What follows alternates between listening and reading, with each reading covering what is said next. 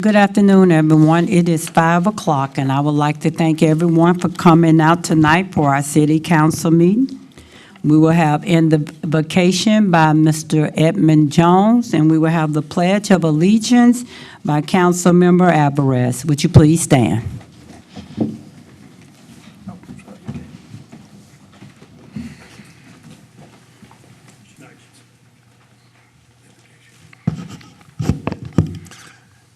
As we bring in all one in minds and thoughts and look to the hill and count the many blessings that have been stored upon us, because our Heavenly Father has been very good to all of us.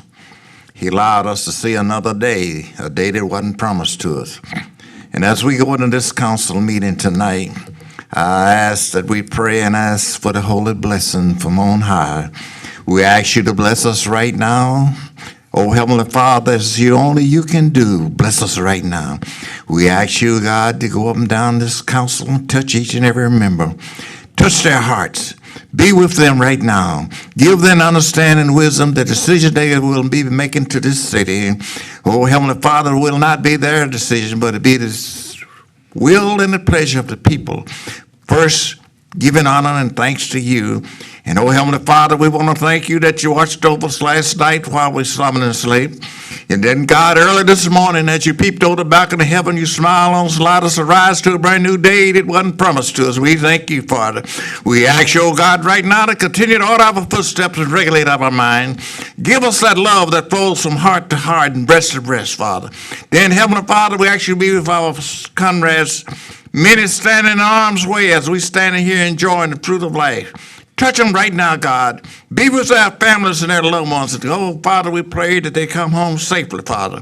Oh, God, when we have done all the things that you assigned to these hands to do and the words we have spoken, and we have prayed our last prayer and sung our last song, give us a home somewhere in your kingdom where we may praise your name forevermore.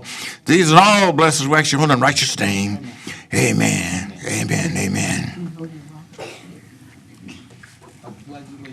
To the flag of the United States of America and to the republic for which it stands, one nation under God, indivisible, with liberty and justice for all. Thank you. Presentations, Madam Secretary. PR 23005, Better Opportunities for Single Soldiers, BOSS recognition. Oh, Madam Mayor, we need to do the approval of the agenda. Yeah. Madam Mayor, I move that we approve the agenda as presented. A second. It's been, Let me make sure I'm up here. I don't want somebody to say she wasn't on the diet. All in favor, show of hands. Motion carries 7-0. That's the good thing to have a mayor pro tem that got your back. Great. Thank you, Madam Secretary, for catching that. Ooh, what a night. Good evening, everyone, once again. Are the boss representatives here? If so, please come up. And I also would like Mr. Revelle and Ms. Chizito to come up, please. Thank you. As we call her, Miss Kate. It says a lot when you join in a partnership with an individual. It says a lot when that partnership is for Hood. And today we have the BOSS program soldiers, Better Opportunities for Single Soldiers. The city of Killeen stood strong with them as we moved forward with the revitalization of downtown Killeen. They volunteered, and this was the president at the time, to come and stand side by side with the city of Killeen to clean up our downtown area. And for that, we are truly thankful. So Mr. Revelle and Ms. Chizito reached out to the BOSS program And the president at that time did not hesitate. He said, yes, what can we do to assist you in the beautification of our downtown Killeen area? And for that, the city of Killeen, our council, we are truly thankful for these soldiers that put their lives on the line every day to protect this great country. And when they are in garrison, which means when they are at home, they take the time out of their schedule to come and help their neighboring city, the city of Killeen, to beautify our city. Will you please give them a round of applause?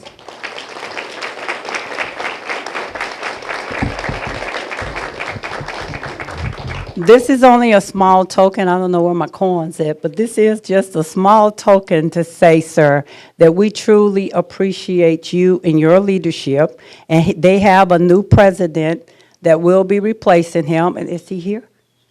She? Okay, she.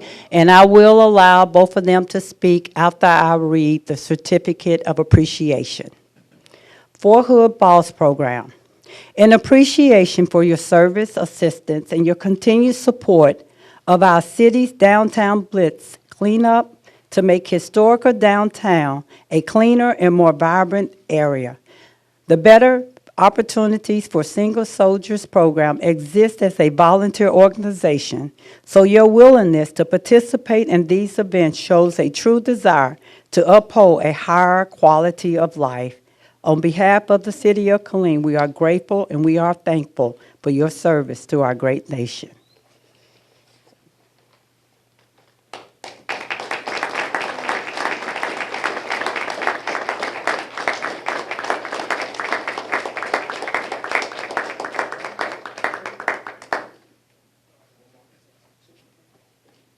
Thank you. Thank you. And sir, the floor is yours.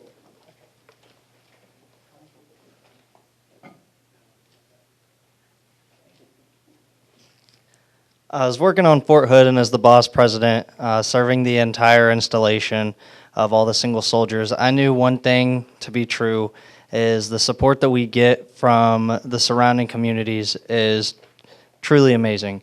And so when this opportunity arose to us to pay it forward and to help the city of Killeen and helping keep it cleaned up, I saw no hesitation in doing that because as much support that you guys show us, we feel it is our right to also show that support to you guys and support the community around us to make sure that not only Fort Hood, but Killeen and all the surrounding areas are as great as they can be.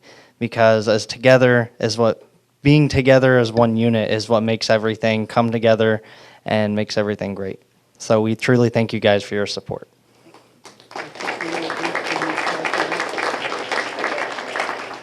And then also here to speak is the one taking over for me as boss president, Sergeant Cha.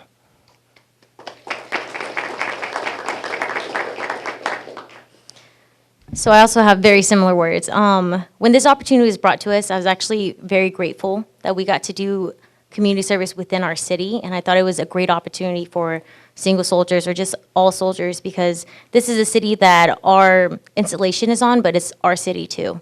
You know, so I'm just really glad that we'll keep being able to go forward and keep beautifying the area. Thank you.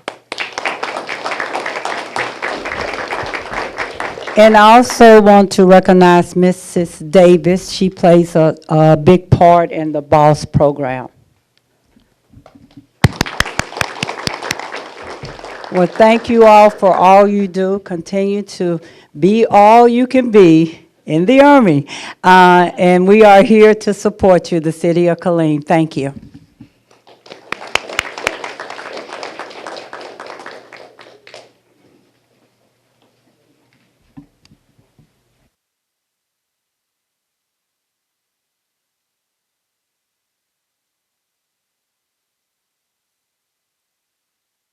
Thank you for that, Mayor Pro Tem.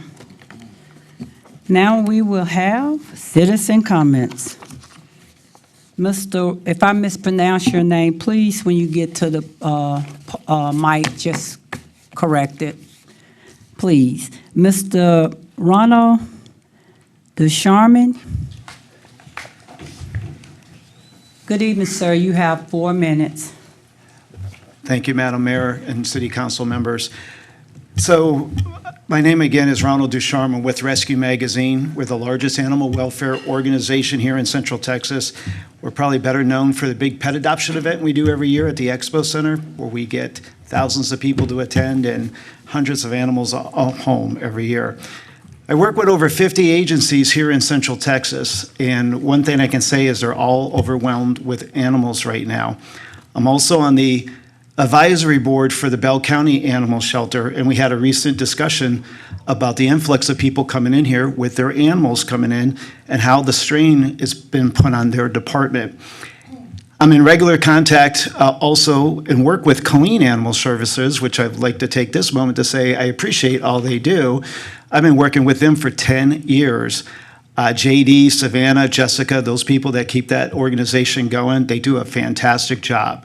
But just like other agencies out there, they're overwhelmed. I mean, the animals that are coming out there, people moving in, bringing their animals. So what's before us here at the City Council is the option of what we're going to do with these animals. And one of the things with the feral cat community that's being proposed is taking some of those feral cats and relocating them under a nuisance situation and bringing them somewhere else.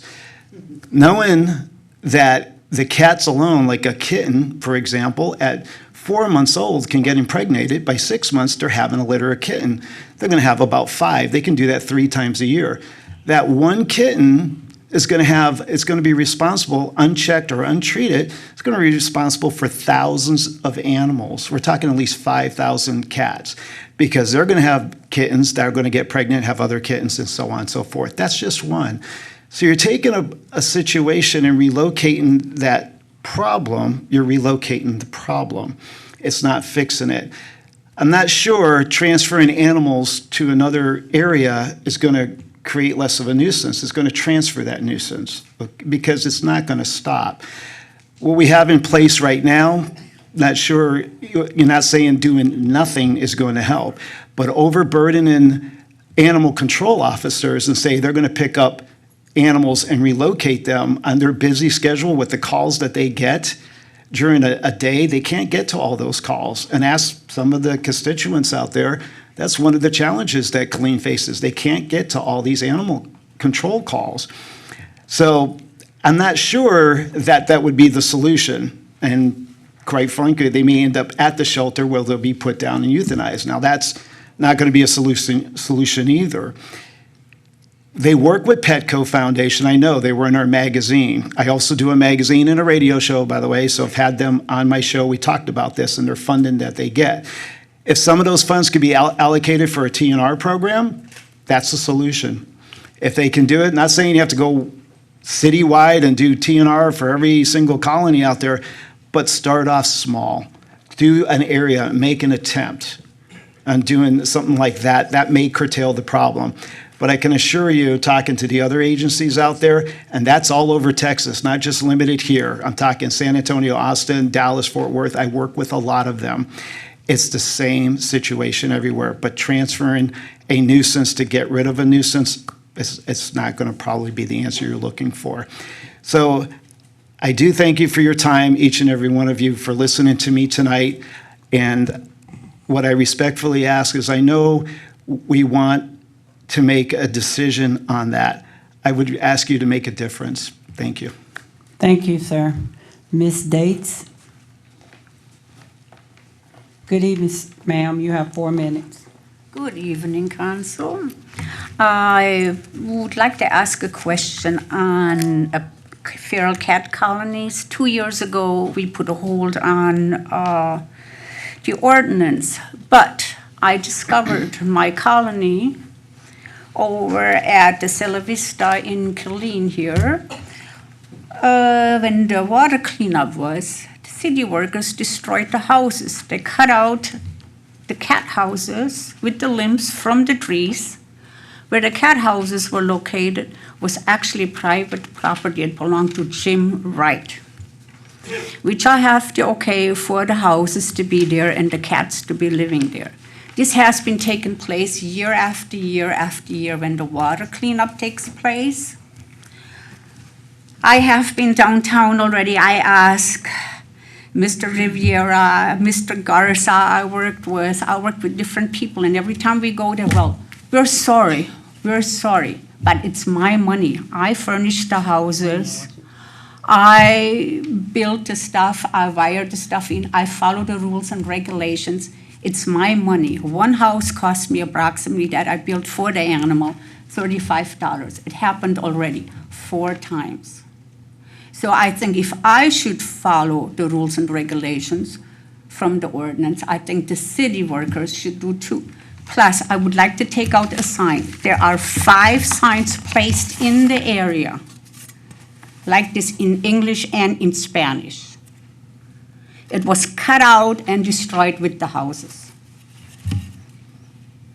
So I would like to have come to a conclusion. What's going to take place? Do I have to follow the rules and regulations? Yes. Does the city workers have to follow the regulations? I would say yes. And I thank you for letting me speak. Thank you. Ms. DeConte? Good evening, ma'am. You have 4 minutes.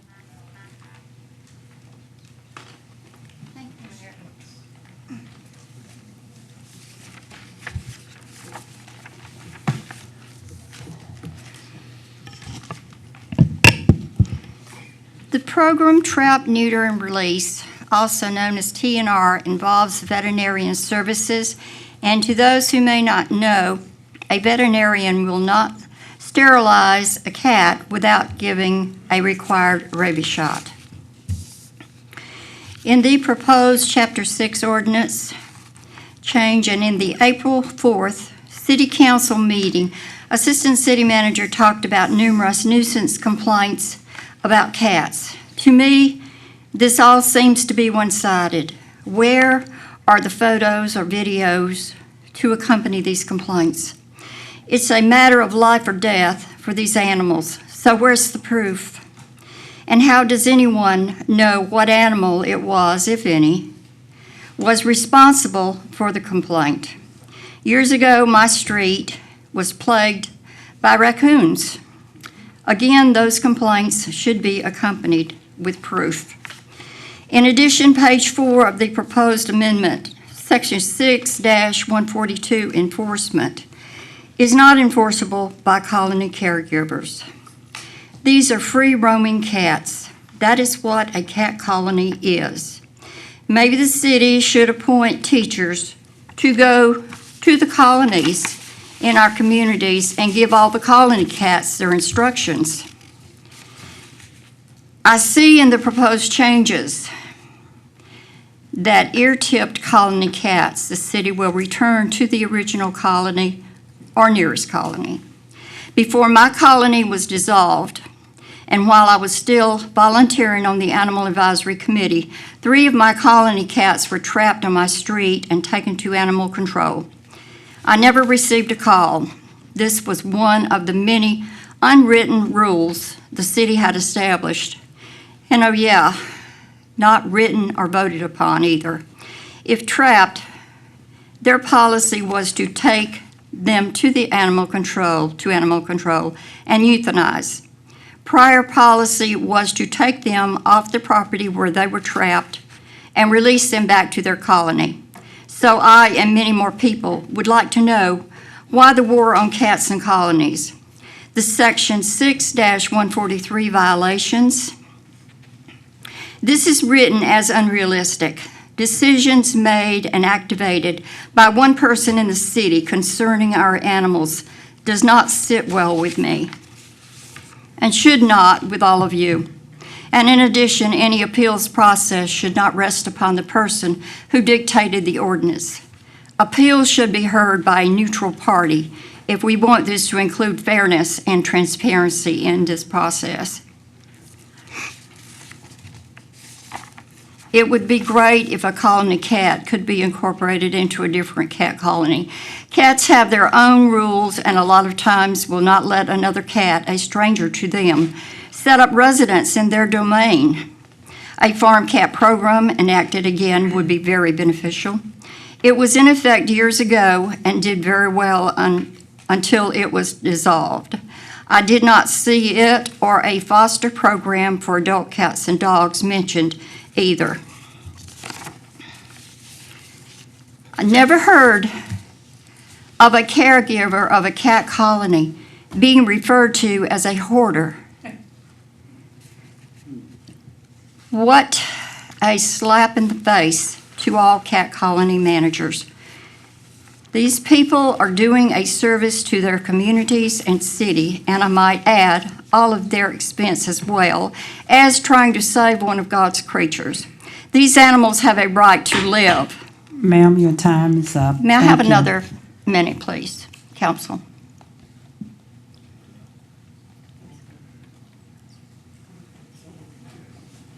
Yes, ma'am. Thank you. Thank you, ma'am. Madam Secretary, would you start the 1 minute? Am I going? Okay. You can go now, please. Thank you. These animals have a right to live out their lives. No programs were ever enacted to try to save them and others. The advisory committee heard lots of excuses on every agenda, and it was put on. If this ordinance is voted to go into effect, even if the 6 to a colony is removed, it gives animal control authority to go in and confiscate colonies. And if that happens, then the city of Killeen will have a much bigger problem, rats. Thank you. Thank you. Mr. Tom Moulton? Good evening, sir. You have 4 minutes. These cat colonies are basically necessary these days with all the rats in the area. I don't know if you're aware of it, but your new car is made with soybean oil for insulation over the wires, and rats tend to eat that. Now, I have an aviary next to me, somebody raising doves, and birds attract rats. I have cats that bring home a rat at least every other month. And I'm not talking little baby rats, I'm talking honking rats. Now, these animals are spayed, they're neutered, they're provided a subsistence diet and water. If you relocate them somewhere else, you're creating competition with the existing animals for food and water, and you're basically gonna starve them to death because they don't know where to find either. Trap and neuter is the best way to go. You'll have pest control because they not only eat rats, they eat mice, they eat snakes, they eat spiders, scorpions, anything they can catch, they eat. You know? And I have birds by the dozens in my yard, even though I'm feeding cats. The birds aren't bothered by the cats. It doesn't make any sense to waste all this money to try and control a problem that will control itself if you just spay and neuter them. I think I've said enough. Thank you. Christine Evans? Good evening, ma'am. You have 4 minutes. Good evening, council members. My name is Christine Evans. I live in Killeen, been a citizen here for over 40 years, but I actually work for the City of Austin Code Enforcement Department, and we deal with STRs, and that's what I'm here to talk about, your short-term rental ordinance. As you know, Austin is big. We have 11,000 active short-term rentals, with only 2,000 that are legally licensed and permitted. It is a big problem. I hope we can regulate it, but right now, City of Austin, we can't even enforce it. We have 6 code inspectors just for STRs, and we cannot enforce due to a current lawsuit. So be prepared. You may have lawsuits according to that. Some of my recommendations for your ordinance, a couple of things I want to go over is your reference to section for your distance and density. You have STRs cannot be located to another STR within 200 feet. I would like to add a proximity to schools and daycares. with the STRs, because you may get a sex offender in an STR, and that's not regulated through those third-party renters. You're not going to know who's living there or renting from there. You may have a residency ordinance against, that deals with sex offenders, but those third parties like Airbnb and so forth do not do background checks on them. So you don't know who you're going to get in. Another section that probably needs to be outlined is occupancy limits for your STRs.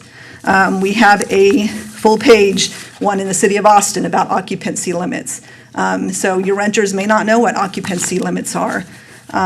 So again, not only with occupancy limits, but also for assemblies, not allowing assemblies, weddings, bachelor parties, concerts, a sponsored event. We see those in Austin with STRs, and it's a nuisance. And also your reference to notice of instructions to a tenant or to somebody who's going to rent out that STR. Maybe adding relevant water restrictions to that notice, because we have water restrictions every year, and so they may need that notice of maybe not using outside water, washing their car, whatever. Pertinent neighborhood information, with youth curfew information. Maybe they don't know we have a curfew for our youths. So those are some of the additions I'd like to see added. I do commend you for your life safety inspections prior to licensing, because we do not have that in Austin. So I do commend you for that piece. Our major challenges with STRs, of course, violation to noise ordinance. That is our number one violation down there. Increased traffic to residential areas. This is a big problem as well, especially those that live in the cul-de-sac. Trash, unkept property. Those renters won't come in and take care of that property. There's been instances where they destroy it. And gatherings and assemblies outside of your occupancy limits. I understand it will be a good return on the hotel occupancy tax, but at what cost? Increased complaints, strained resources, increased enforcement. Do you have those resources to enforce your STRs? We have 6, prior to the lawsuit, we have 6 inspectors who were doing that, and they were very overwhelmed. Do you even have one code officer who could do just STRs? I don't think so. And will it decrease the quality of life in neighborhoods? I've lived in my house for 22 years, and I'm seeing the decline in the quality of life in my neighborhood. So I don't want that any further, with who are we getting into to our STR vacancies. And if you think this is a problem, residents are now renting out their pools by the hour, if you think STRs are a hassle, So I appreciate your time. Thank you. Mr. Jack Lawson. Good evening, sir. You have 4 minutes. Good evening, Madam Mayor, City Council, staff. I normally do not speak on the same issue twice, but because the last time kind of didn't work out exactly the way I wanted it, what I'm saying with a new city's hall and the complex that we want to build is that now is not the time. We have a mention that we were going to spend the money anyway. Well, the issue I have, and what I was trying to make clear and failed to do so, was that our budget does not reflect the actual liabilities we have. Our budget shows streets as an asset. An asset is something you can sell. Somehow I don't think we're going to sell our streets. Streets are something we have to maintain, and that's all the infrastructure that goes with it. So every time one of these housing developments gives the city, out of the kindness of their heart, all those streets and assets, and I use that word loosely, the city picks up a liability of maintenance on all of those. I may have missed it in the budget. I looked at it, but I didn't see any fund where folks are going to pay for their streets. So it kind of amounts to a Ponzi scheme. The city probably does need a new city hall. As a matter of fact, I actually spoke on that issue before we spent the money in here, which is one of the reasons in the last time I spoke, I was a little irritated about it because it was money down a rat hole. Knew that then, hasn't changed now. But we did spend it. And we have a whole bunch of unrecognized liabilities that this city is on the hook for. Now, I spoke to Mr. Cagle once about the mud, and he explained to me how we weren't supporting anything in the mud. That's still correct, right? No streets, no, we're not doing anything for them. So the developer's going to have to pay for those streets. I'm guaranteeing you that the developer does not see those streets as an asset anymore. They're a hard liability against his bottom line.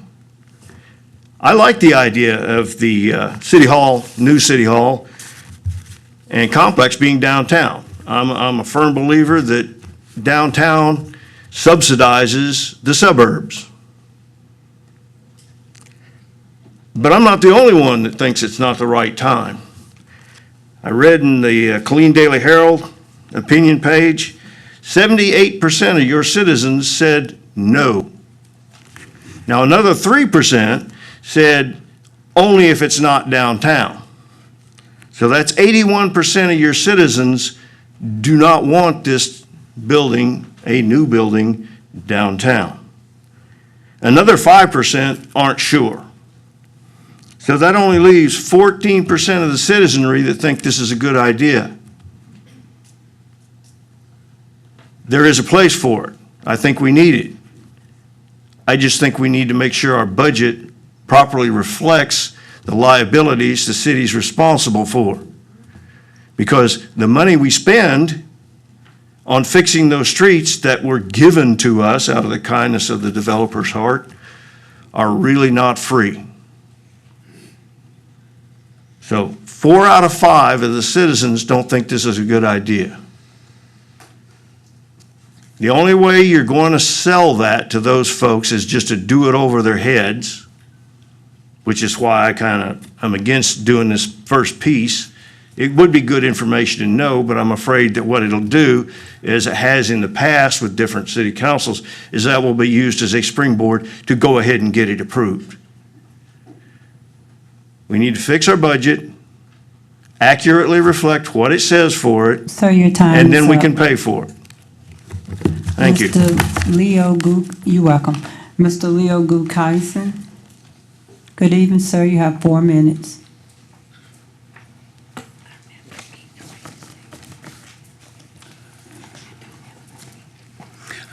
Good afternoon, good evening, Mayor, Good evening, sir. Mayor Pro Temp, Council, City Manager. The 2 items I wish to speak to on tonight is OR 23008 about the fertile cats. My advice to this body is to take your own advice and listen to the experts. You brought that statement up numerous times, like with Prop A, contracting with firms to redesign roads, the comp plan, and the master park plan. So why not listen to the experts now? Bureaucrats seem to cause more problems with situations than they do with solutions. Because right now we have at our top levels bureaucrats that can't even define what a woman is. So listen to the experts. These people that have came up here and talked, I worked with some of them when I was on the Animal Control Board, Animal Advisory Board, excuse me. Our problem back then, because we dealt with Chapter 6, our problem was not us, the volunteers, but it was the staff. Mainly one person who is no longer here, and I'm not going to speak of the ill of the people that are not here, but that was the main problem we had at the Animal Advisory Board. It wasn't us. We wanted to work on stuff, but we would come in and this individual, Shami, would change the agenda to meet what they wanted to do. So we have the Animal Advisory Board and these ladies back here that have came up and spoke, they know what they're doing with these cats. Me personally, I'm not a cat person. I'm a dog person because I like to play fetch. And when My daughter has a cat. When I throw its toy, it looks at me like, okay, you threw it, you go get it. Okay, so, but I believe these are the experts that we should be listening to when it comes to this matter. The other issue I'd like to speak on is, put my glasses back on, RS 23-018, the new City Hall. It's been brought up numerous times about the new City Hall. I am agreeing that, yes, we do need a new City Hall, but again, this is not the time. You have to look at the bigger picture. You have to look at the economic forecast of not only Killeen or Bell County or Texas, but the nation, and it's not looking too good. Okay, you have experts talking about a possible recession and all this stuff. So the bigger picture needs to be taken in place. And if you go forward with this agreement to have this firm, who are, again, the experts, come in and do a design or whatever, that's almost $108,000 plus dollars, and that's not taken into effect of possible adjustments to that, where they come in and say, oh, well, we need an extra $8,000, $9,000, $10,000 to do A, B, or C. Okay? Right now, to do that, in my opinion, is a waste of the taxpayers' money. It could be better served with other necessities within the city. And as recently just stated about maybe a couple minutes ago, 78%, in accordance with the KDH opinion poll, are against it. So if you really look at it and you put this on the November ballot, where most people vote, not in the May election, but in the November election, there is a very good chance that it's going to get disapproved. The voters are going to say no. So now we're out $110,000 or so dollars. Thank you for your time. Thank you, sir. Mr. Fornino. Good evening, sir. You have 4 minutes.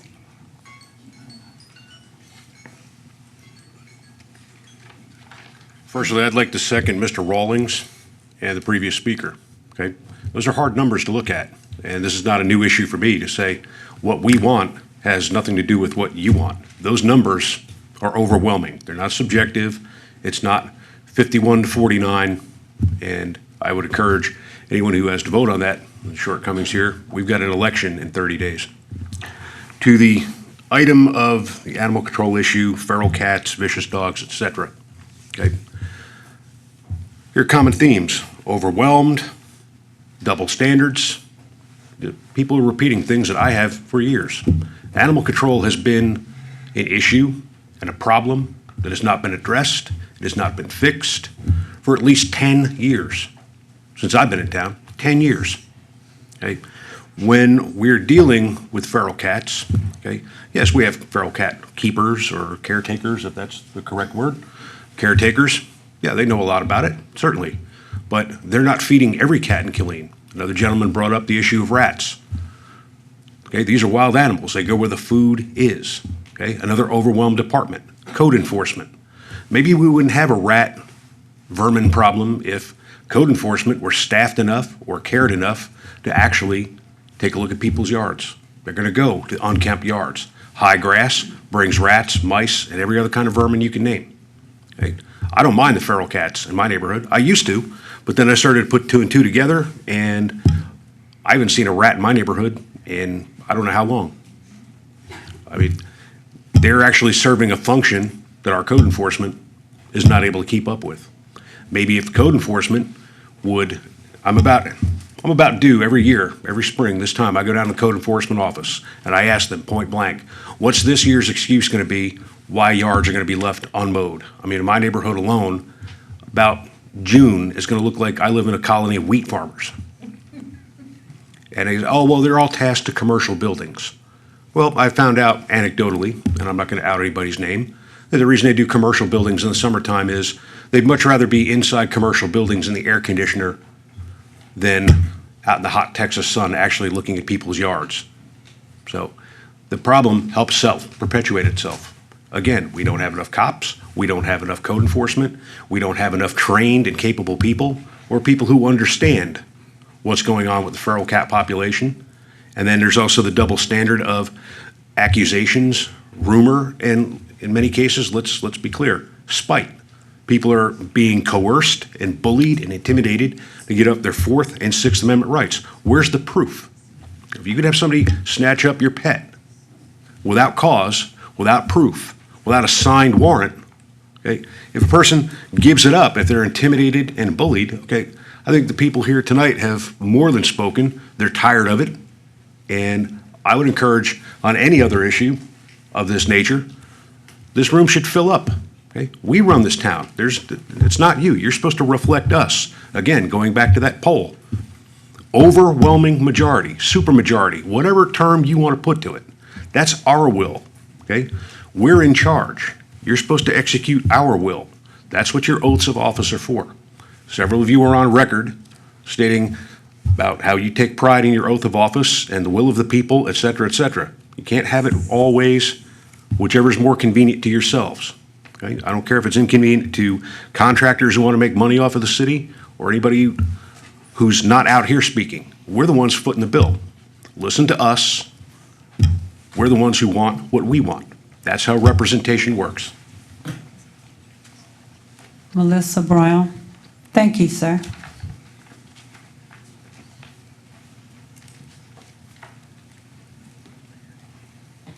Good evening. You have 4 minutes.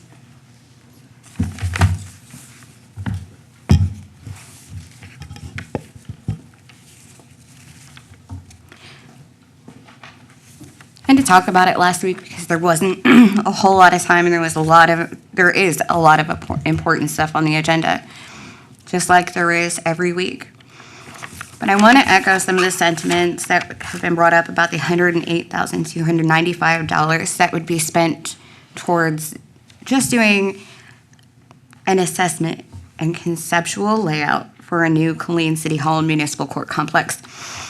I think we are still putting the cart before the horse on this one. Where will this new building be put? How are we going to have demolition costs factored into it? Have any kind of engineering factored into it? Have any kind of estimates for what the procurement of property is going to cost us? If there isn't an agreement on where it will be, even if the agreement is downtown right now, where in downtown? Downtown covers a lot of square footage, a lot of acreage. Where in downtown? If the council knows, I'd love to know. If not, why hasn't the council been briefed on it? Because there clearly has to be a plan. If we're being told that this firm would come in and give us demolition costs and be able to do some preliminary engineering on it in order to give us an accurate cost. Regardless of whether it goes on the ballot in November or not, whether it's approved in November or not, there will still be money that has to be put into this very building we're standing in. Let's start off with the ADA stuff that should be transferable, especially when it comes to the almost $80,000 worth of closed captioning that this council approved back in 2021. I don't know where that money went, I don't know where it is, but that should be transferable. The air conditioning is going to have to be done. This doesn't go on the ballot until November, assuming it passes in November, and it sounds like that's a pretty big assumption. Something still has to be done about the HVAC in this building. Something has to be done about infrastructure to this building in the interim, because you still have several years between the time that this gets approved to even potentially be put on a ballot, the time when the construction is completed. What do we do in the interim? Are we going to go back to using the utility collections building? Because if that's the case, we'll save a whole bunch of money. We'll just go back to using the utility collections building without spending $110,000 on something we still don't have answers for. We still don't know when, where, what's going to happen to the other buildings other than, well, we might be able to sell them back to the private sector. But even with that, we're saying that they are too far beyond repair for us to put the money into them. Sure, we're going to sell them back to the private sector and put them on the tax rolls. That doesn't make any sense. Moving on, how is 20 cats in a yard considered hoarding, but there are no limits to the amount of cats you can have inside of a house? Because when they're inside a house, as long as they're being cared for, it's okay. But if they're in your yard and your neighbor can see them on their camera, it's not. If your cat goes off of your property into anybody else's property, whether they're a colony caretaker or not, that makes them a community cat. If they stay only on your property, they're a pet. You can't tell cats, don't go in this yard, don't go on that yard, because that's not where you're allowed to be. They don't like you. When we start talking about complaints and what is a nuisance classified as, because I don't see anything that defines nuisance in here.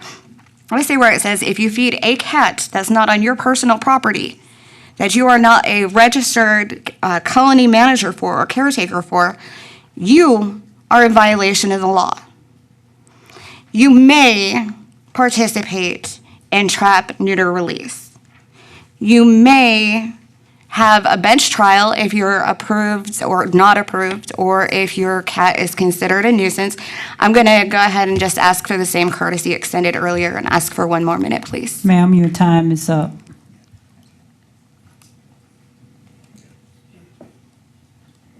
Madam Secretary, would you start the 1 minute, please? Thank you.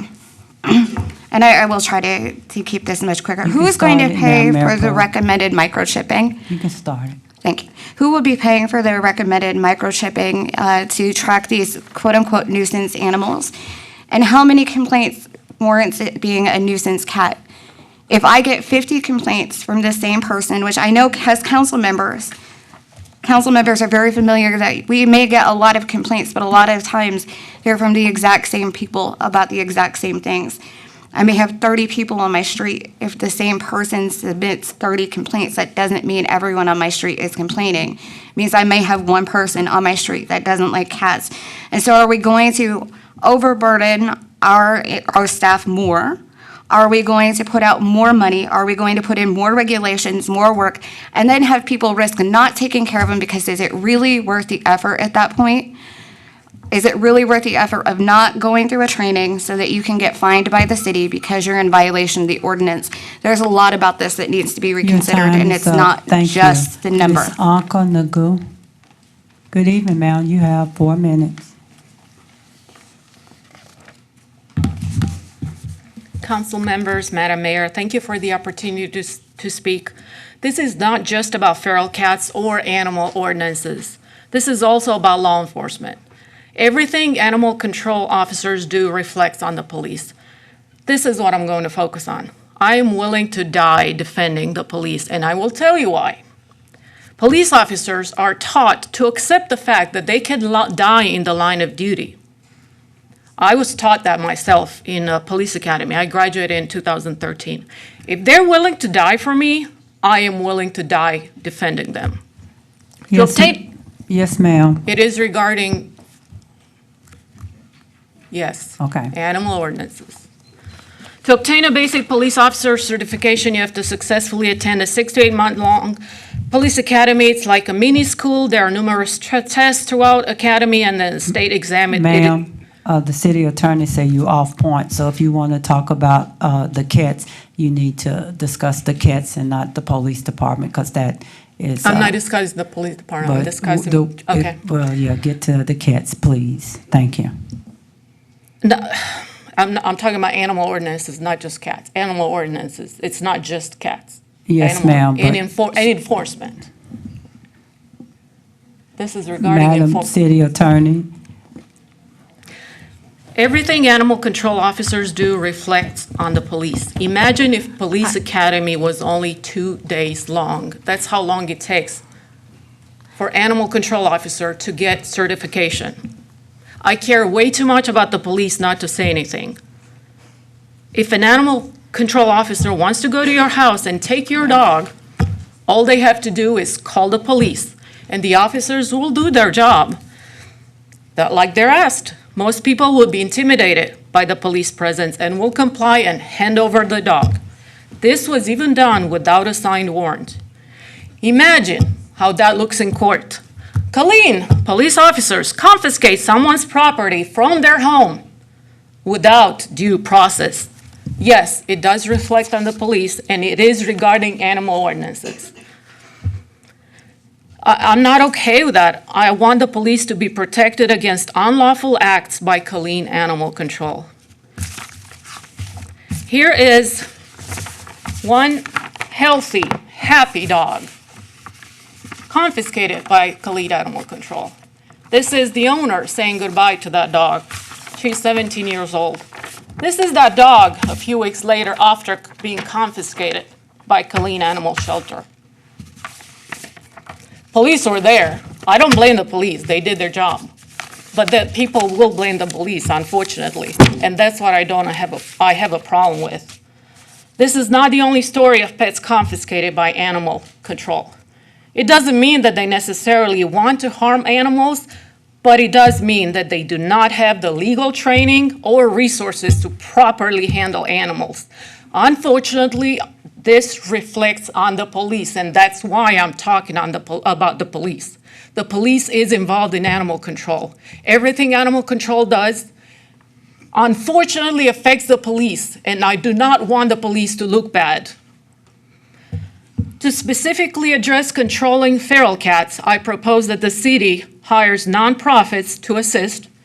A nonprofit like Snip and Tip, for example, focuses on controlling the feral cat population in a humane manner. There are solutions, and this is one of them, proven to work. As always, thank you for your time. Thank you. Ms. Linda Marzi, stand by, ma'am. Mayor Pro Tem. Ma'am, I don't know if there was a prop or not, but if you can, pass it along, because we can't see that. We can't see what you had up there. So, I don't know if you were using that to get them, or you're trying to really give it to the city secretary. Ms. Linda Marzi, good evening, ma'am. You have 4 minutes.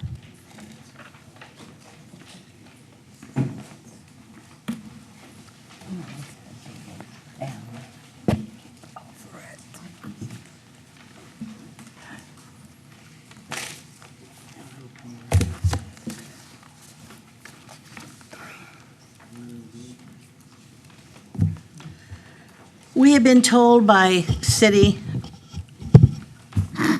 of Killeen staff that some Killeen residents have complained regarding feral cats being in their yards. If that is the case, I look forward this evening to listening to them speaking to City Council. The proposed new ordinance from the City of Killeen is that every community cat colony will only be allowed to TNR 6 colony cats. What if there's only 1 colony within a subdivision or a large area? We can't expect 6 TNR colony cats to rid a subdivision or a large area of all the nasty critters.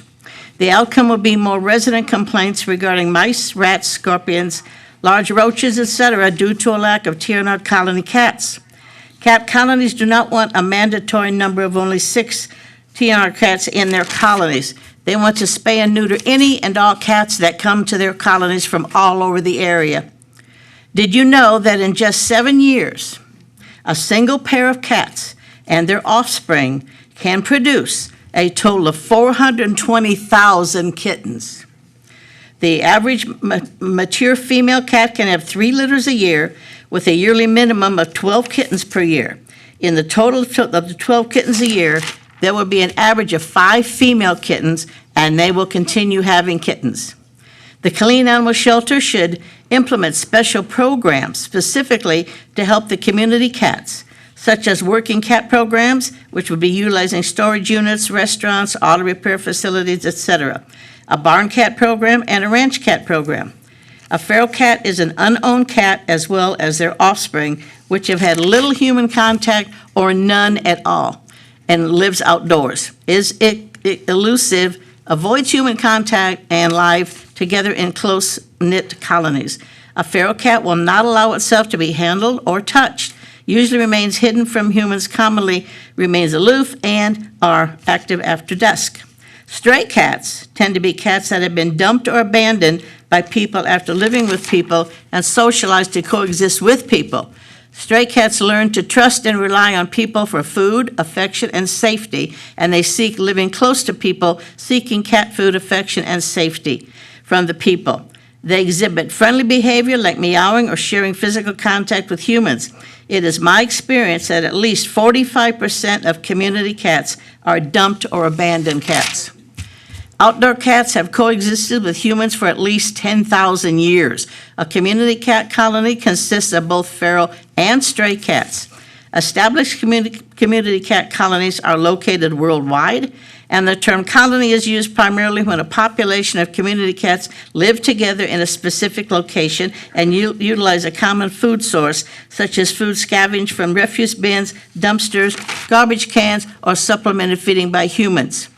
Only 12 states out of 50 states have found it necessary to even directly address the issues of ownership and responsibility related to community cats. In 1971, the United States Department of Agriculture proclaimed the Animal Welfare Act and Animal Welfare Regulations, wherein it ruled that cats were, quote, free spirits, end quote, and consequently were given the right to roam wherever they please, more or less. It also states that feral cats cannot be held guilty of trespassing under civil law, and therefore their owners or keepers cannot be held liable for any damages done. I do not consider community cats nuisances because they do a very important job for people in removing unwanted, real nuisances of all kinds, such as mice, rats, scorpions, large roaches, and other bugs from our environment. We Ma'am, request. your time is up. I would like to finish the one sentence, please. Madam Secretary, will you please reset the clock for 1 minute? Thank you. Okay. You can continue. We would request that you keep Killeen City Council keep the current ordinance definition, which defines a cat colony, quote, cat colony means a group of one or more free roaming or feral cats, whether managed or unmanaged. Thank you, and thank you for the extra time, madam. You're welcome. Gabriel Matabo? Good evening, sir. If I mispronounce your name, I apologize. You have 4 minutes. Good evening, City Council. Such an honor to be here with every single one of you guys. I'm not going to be very long today. I just have, hopefully I can read my handwriting here real quick. I just want to be very quick and speak on RS 23042, the new City Hall. And, I just want to speak from the heart. I completely agree with the city manager that we are needing to get an assessment done so we know exactly how much it's going to cost and, what's going to be the amount for everything as far as construction. So I believe that we do have to do it right. We do need to get that assessment. But I just want to make one note that we have to make sure that when this goes, when you guys decide to vote on today, that we're being open, honest, and absolutely transparent with the residents as far as the cost. But should the council decide to reject the agreement for the $108,295, I strongly encourage this council, should you guys decide not to approve the assessment by the company, I believe that the $108,295 should be put to contract a mobile food truck. So we can have, a mobile food truck that comes around and, has groceries and stuff like that. So we would have to research into that. So instead of spending, should you guys decide not to approve it, I recommend that $108,000 be put to contracting it's called a mobile market food truck. The residents on the north side desperately need a grocery store. And I want to make sure that we can get one of those until I can secure a commitment of a grocery store. Thank you so much. Thank you, sir. The next individual is Victoria Watkins. Madam Mayor, I just want clarification on the item with What the is last speaker. clarification? The mobile park that you speak of, I'm just wondering, have you seen that in our charter to be able to do that? Are we able to do that by charter? Thank you, Mr. Wilkerson. I just want to say that we have to look. Sir, I'm sorry, I called their name. Okay. Oh, No, okay. you can finish, sir. Okay. No, I think the biggest key here is that the residents of the north side are needing. Yeah, I understand their Are needs. needing, and I want to answer your question. Yeah, that's one way to I go. believe that we have to look at every avenue, not just in the charter, but we have to look at every single avenue so that we can alleviate Okay, that pressure. sir, Thank you. sir, the attorney said we should never ask you that question. We are off the agenda. I apologize. Miss we off for that? Victoria Watkins. It's clear. Good evening, ma'am. You have 4 minutes. Thank you. I really appreciate the ability to come speak on this topic again. The community cats is something that's near and dear to my heart. I've actually been trapping cats and working in cat rescue since I was about 12 years old. Last week, I spoke on the importance of a TNR program because of the overwhelming amount of cats in our city, which is what leads to the cat colonies. Our city has no program in place to help the citizens or the colony caretakers with spay and neuter, even though they require it per the ordinance. And from the emails that I received, there are no future plans for a program at this time. Emancipet is routinely booked out for months at a time. And since Texas Humane Heroes permanently closed its doors end of March, that wait list is going to get longer. This is not sustainable for a city of our size. Losing access to affordable spay and neuter does not mean that the cats stop coming. It means that they stop getting fixed. It means that spay and neuter stops. The colony caretakers aren't the only ones feeding them. It's the entire city feeding them. You can go around and ask. Little old ladies everywhere are feeding them. I'm sure you hear animal people everywhere speak about a live release rate in animal shelters. 90% or higher is no-kill status, and it's what most shelters strive for. A no-kill shelter benefits the animals, the people who work in the shelter, and the city of that shelter. There are many reasons why, but some of the biggest reasons are it does open you to more funding, it enhances the shelter and the city's image, it generates more community support and adoptions, and it boosts staff morale. You want to work for a great shelter. The Harker Heights Shelter runs a program for its city. For $20, citizens are able to bring in trapped cats to be sterilized, vaccinated, ear-tipped, and microchipped, and they're sent back to be released where they came from. Before they started this program in 2017, their live release rate was only 78%, with their euthanasia being almost exclusively cats. 2018 was the same, a live release rate of 78%, with euthanasia again being almost exclusively cats. 2018 was a little bit better, with a live release rate of 82%, because at the end of that year, the new shelter manager implemented pro-cat and pro-community policies. The biggest hotspots in the town were identified based on sick kittens, where the cat intake was coming from, nuisance calls, and those areas were TNR'd. Community cats that were brought in by citizens were no longer euthanized after stray hold, and instead they were fixed and released back. These policy changes were an almost immediate success, and in 2020, their live release rate jumped to 90%, giving them no-kill status. They officially launched their TNR program in 2021, and they continue to reach and support colony caretakers to work with them and not against them. Their live release rate holds at 97% right now. They have publicly stated that their TNR program is the leading factor in their live release rate. Moving cats around from colony to colony and restricting colony numbers is not going to fix the root of Killeen's animal problem, which is unfixed animals.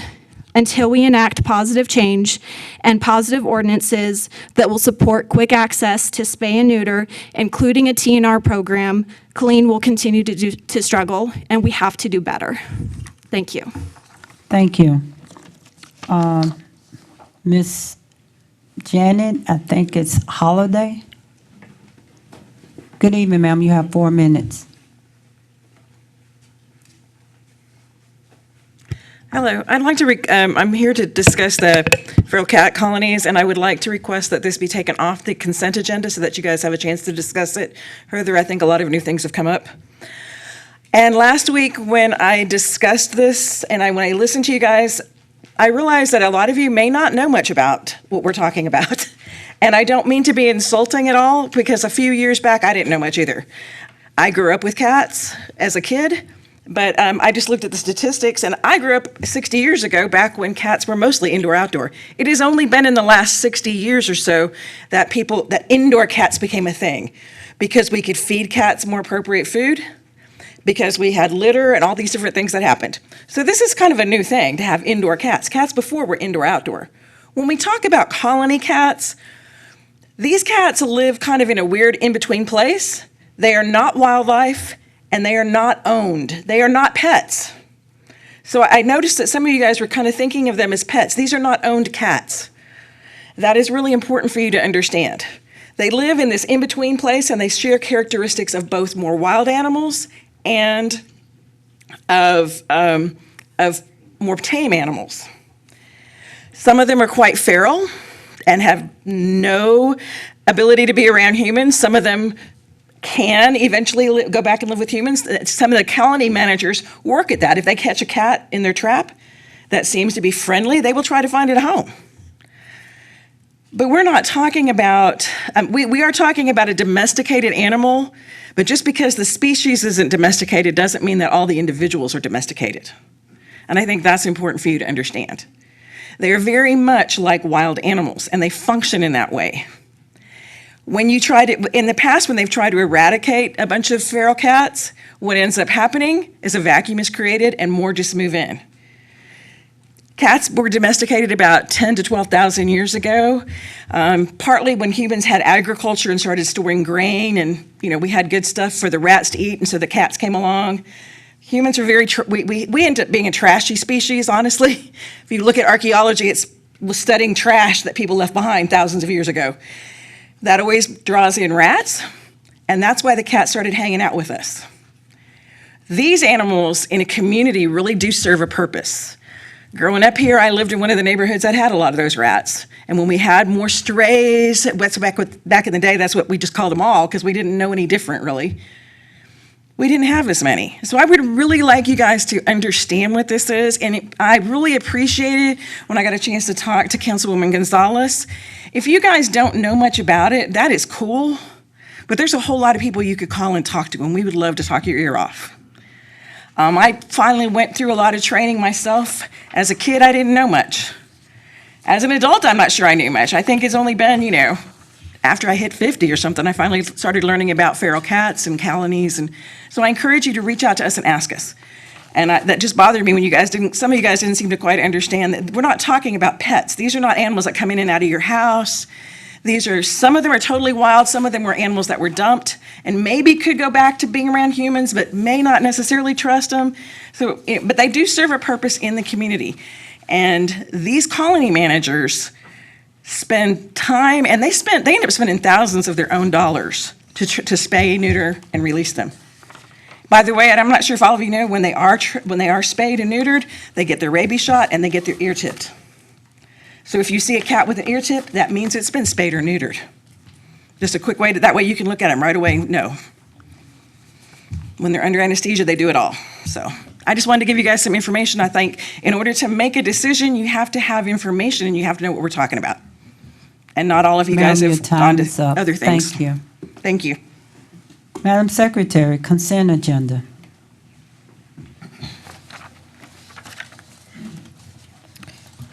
OMN 23007. Madam Secretary, I apologize. Councilmember Segarra? Oh, did you want to speak? Oh, I'm sorry. Continue, ma'am. Yes, ma'am.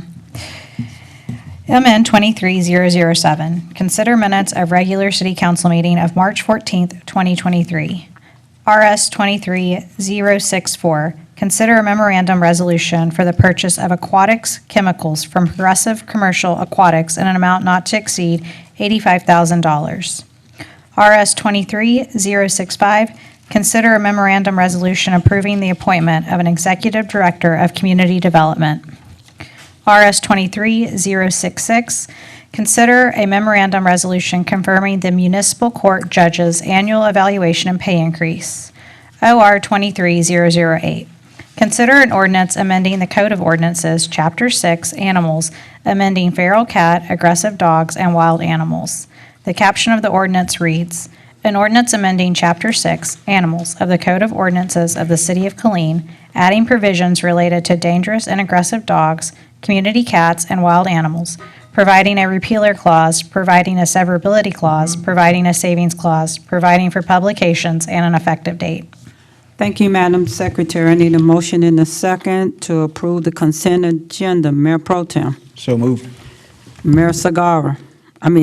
Sorry about that. Councilmember Sagara. I second, but I wanted to pull OR 23-008. So can I amend that? Do I need to amend that? It had been a second, so. We can do it over and you can make the motion. We just let it die. All right. I make a motion to approve the agenda pulling OR 23-008. We have a motion by Councilmember Sagara and a second by Mayor Pro Tem. All in favor, yes. All opposed, no.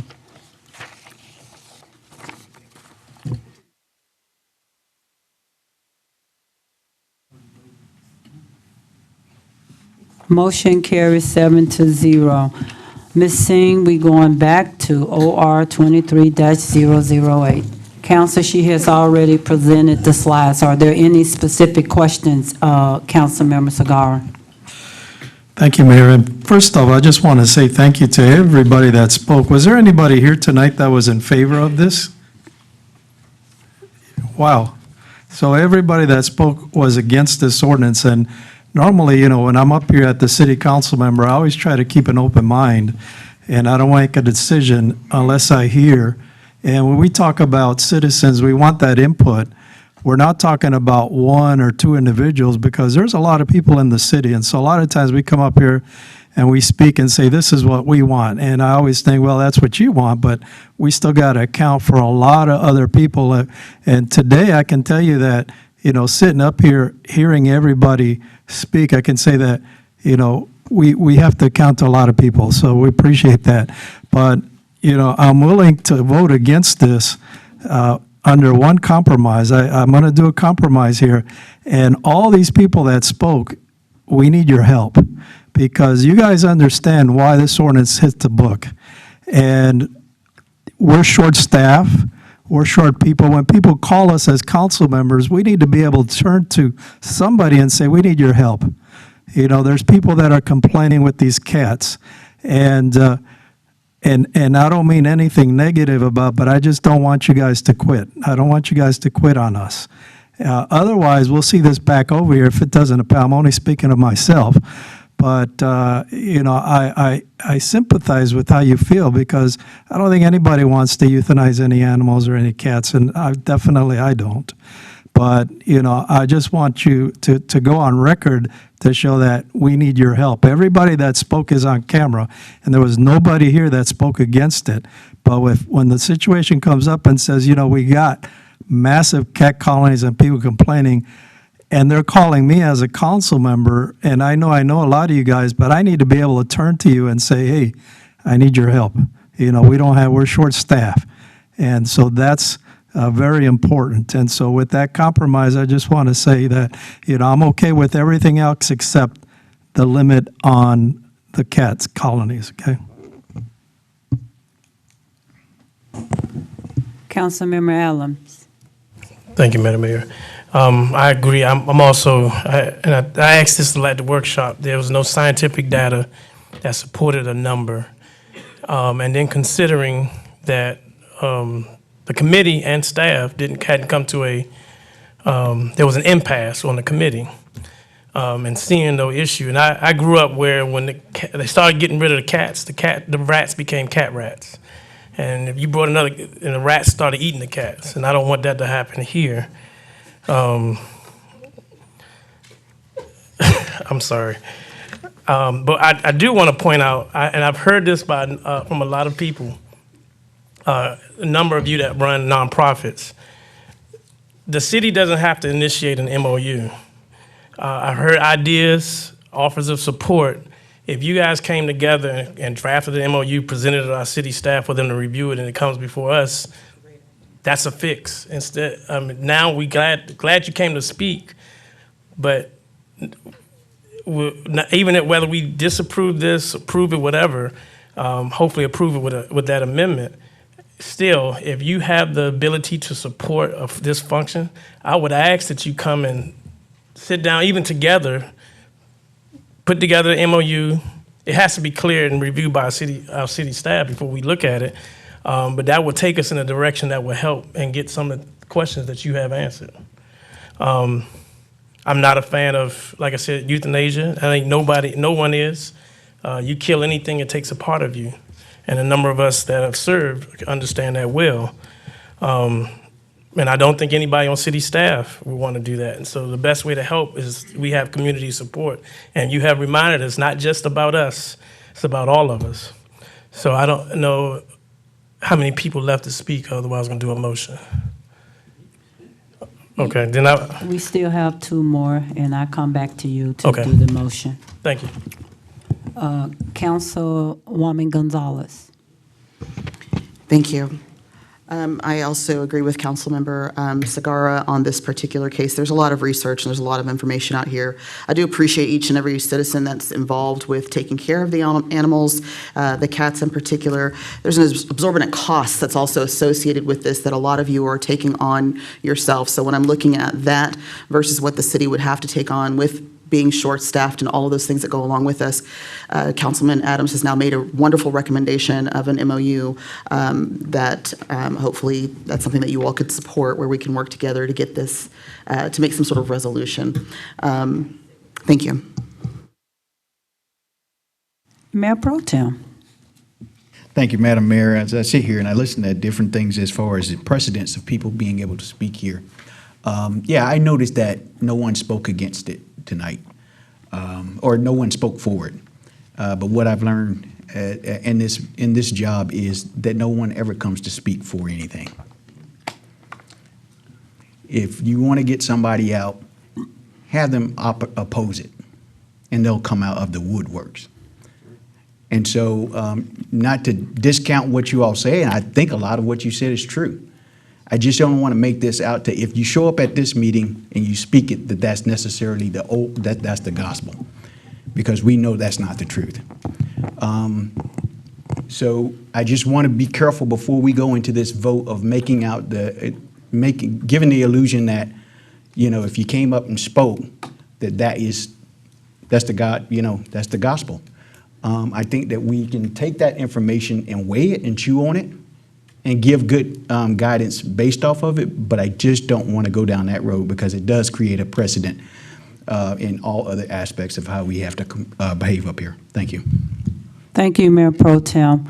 I would just like to thank our Assistant City Manager, the staff, and the Animal Advisory Committee for all of the hard work that you put into this. And I wish all of these recommendations would have come out sooner instead of it's time to vote and now these recommendations are out there. But I just want to go on the record to say whichever way the council vote is fine with me. But there was a reason that we put this ordinance in place. We received more emails than the representation that is in this room tonight. And I love animals, either a cat or a dog, but we have to come up with a solution.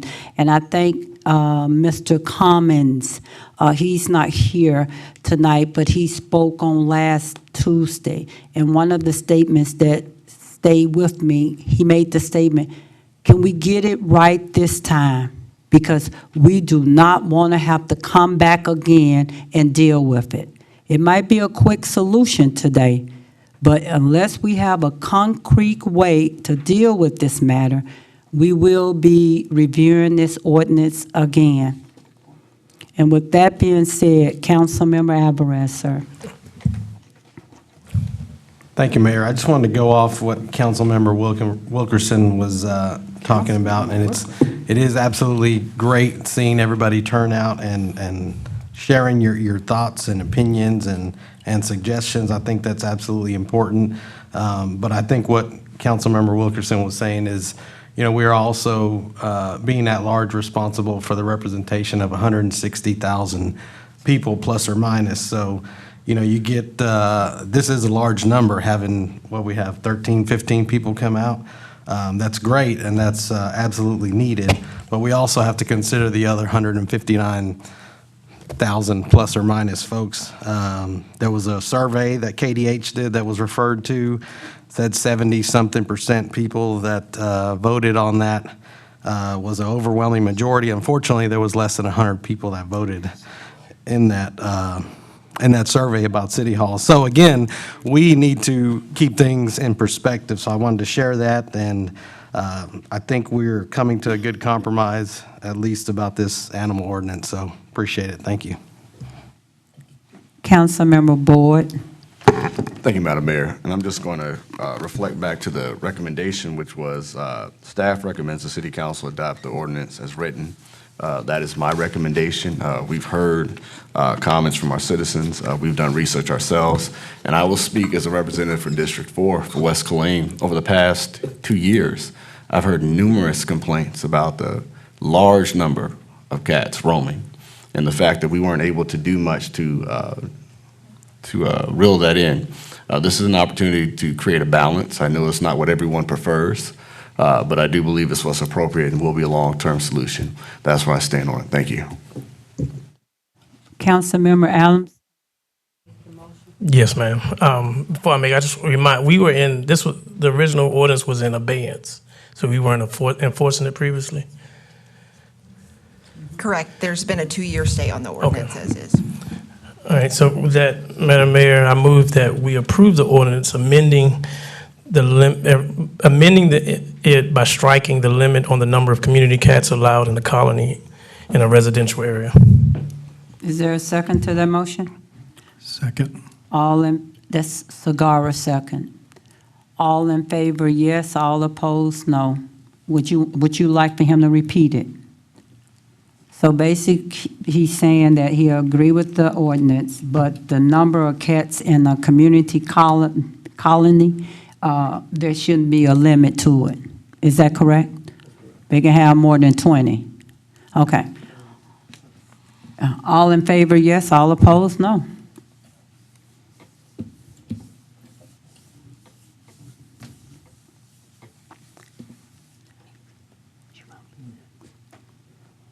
Motion dies 4-3.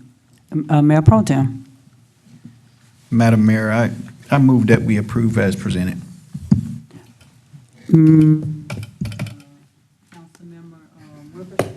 I'm sorry.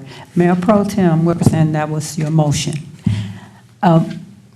Councilmember Boyd. Second. All in favor, yes. All opposed, no.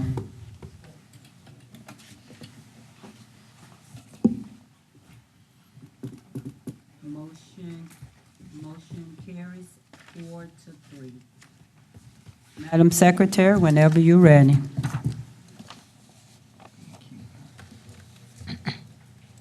Resolutions.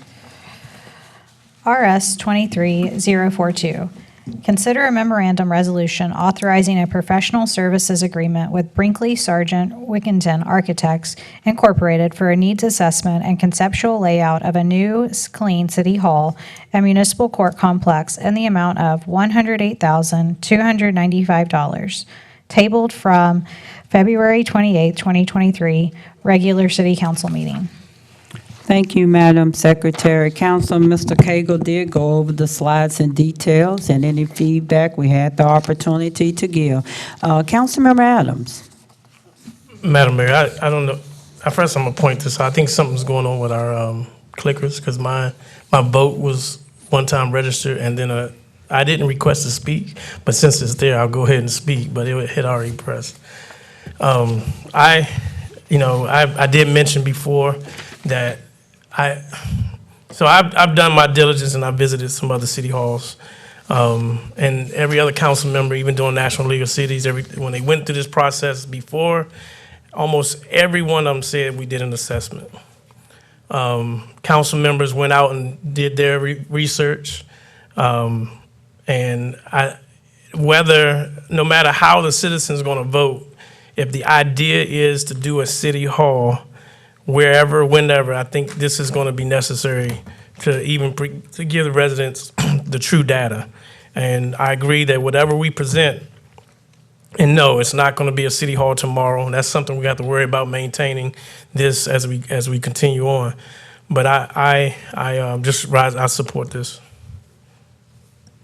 Thank you. Councilmember Adams, this clicker, as I was talking to Mayor Pro Tem, it was not plugged up, and if you did, I'm sorry about that. I apologize. But Mayor Pro Tem, did you say a motion? I'm sorry. Go ahead on, sir.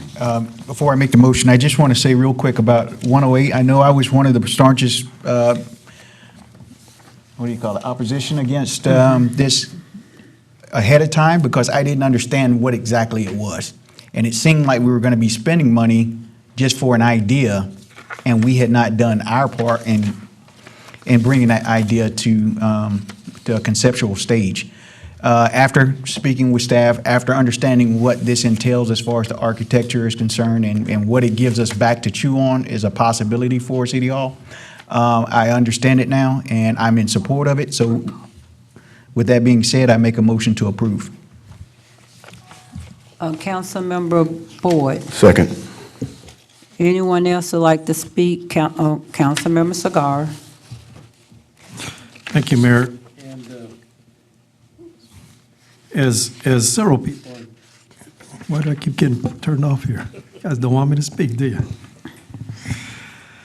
And, I agree that there is a city hall that's going to be needed. My challenge from the get-go is that I think that, and as I mentioned before, it's going to take a lot of selling between now and November to try to, see what we saw or we see here to get the citizens to vote for something like this.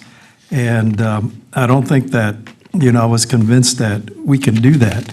And so I think that, we do need a city hall eventually, and I'm all for it, but I think we're just going down, and at the end, it's not going to happen. That's my own personal opinion.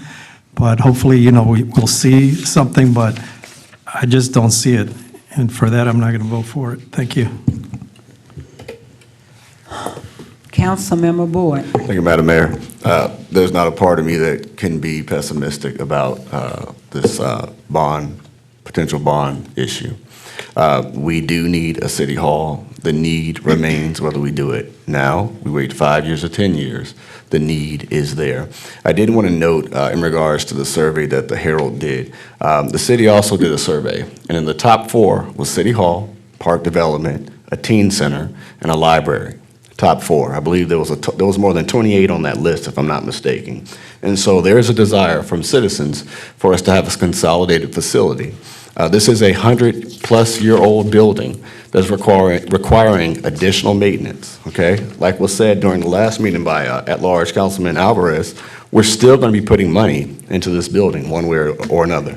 I believe the time is now to get serious about it and move into a new direction. Our neighboring cities are taking these things into account moving forward. I believe there is appetite from our citizens for us to move in the direction of a new city hall and municipal court complex.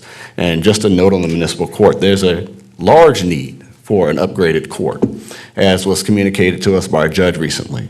And so these things should be taken into consideration. This does have my 100% support. Like Mayor Pro Tem previously, I had reservations about moving forward with this. But after my due diligence and doing additional research, I've determined that this is what needs to happen now so that we're not selling a vision, as opposed we have something hard for folks to look at and something I can sell as well to residents about why this is most important for the city of Killeen, the place you live. Thank you. Councilwoman Gonzalez. Thank you. As well as doing the due diligence, I do agree with you on that statement. But to our constituents' thoughtful concerns about whether this was just going to be an automatic green light, I think this is the reason why we took so long to get to this point, was because we didn't want to just do that. We wanted to make sure we did our due diligence to come to a real consensus as to whether or not we needed this, what it looks like. Having conversations with my constituents, the short-term expenses right now far outweigh the overall savings potentially down the road. So they are curious as to what that looks like, and I think we owe it to them to at least be able to present those facts. Thank you. Councilwoman Cobb. I am not in favor of a city hall simply because, well, maybe not in favor for now, maybe later. There are some other areas in this city that needs to be taken care of. When we have employees who don't have air and don't have heat, when that building gets built, I'm gonna be all ready. In the meantime, I think that we can use monies to uplift our city hall. So city hall later and other things that are more president. Not that we don't have employees here in this building, but I just think that it could wait. But again, we'll get the assessment, we'll see what the figures are, and we'll move forward. We can't make a educational decision without having that assessment. So, yes. Councilmember Alvarez. Thank you, Mayor. And just to, again, echo some of the stuff that was said and provide my own insight on this. And I've said it before and I'll say it again. This is something that is obviously needed. We hire staff and we hire a city manager to run the city. And we set them on a mission. We set their direction and their coordinates. And they tell us what they need in order to accomplish the mission that we're asking them to do. And this is one of the things that they're asking us that they need. With a growing city, staff is going to grow as well. And again, this building was never intended to be a city hall, but we made it work for what we had available at that time. To think that the city is going to continue to grow, you can't expect to continue to retrofit something that wasn't intended for that purpose. And the other thing we talk about so much is economic development. And I'll say it again, is you want, or we expect, private industry and private businesses, small and large, to invest their own hard-earned dollars here in downtown. We need to be willing to put our own money where our mouths are at. And again, this is something that will benefit the city, will benefit every resident, whether you care about downtown or North Killeen or not. It will benefit your pocketbooks because the rest of the city, as this part of the city continues to decline, has to foot the bill. So we need this part of the city to be revitalized, and this is one of those ways that we can help incentivize that process. Thank you. Thank you, Councilmember Alvarez. Since everyone had the opportunity to speak, my philosophy is, how can you sell something that you don't believe in? We're asking Bell County to build a $1 million+ building in the downtown Killeen area, the county. And we, as the city of Killeen, do not want to invest in our own downtown area. What message does that send to others that we're asking them to invest in downtown Killeen? Downtown Killeen is a cornerstone. We might as well get on board with that. We're moving forward, and it will grow, and it will be developed. So we do need this city hall. We need to make a stand, united front together. We put the staff through jumping through hoops to go backwards and forward, bring me this. Now it's time to vote. So I would hope that the council would like to see our downtown area, downtown Killeen, grow. And this is the jump start by investing in a new city hall and also a municipal court complex where other staff members can be housed in that area. And also for the maintenance facility, we are going to focus on that also. It's in the works that it will be included, if not in the budget, a certificate of obligation, but that will be taken care of because we don't leave any staff behind. With that being said, all in favor, yes, all opposed, no.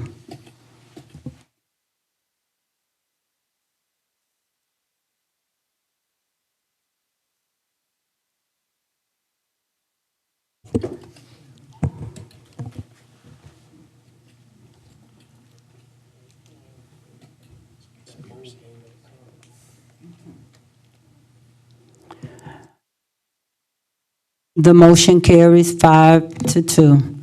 Madam Secretary, whenever you're ready.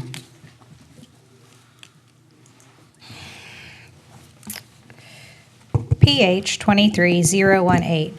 Hold a public hearing and consider an ordinance requested by Vernon Hood, case number Z2304, to rezone lots 24 through 29, Block 3, Western Oaks, from UD University District to UD University District with a conditional use permit, CUP, to allow single-family residential use on 6 existing lots. The property is locally addressed as 505 Reese Creek, Killeen, Texas.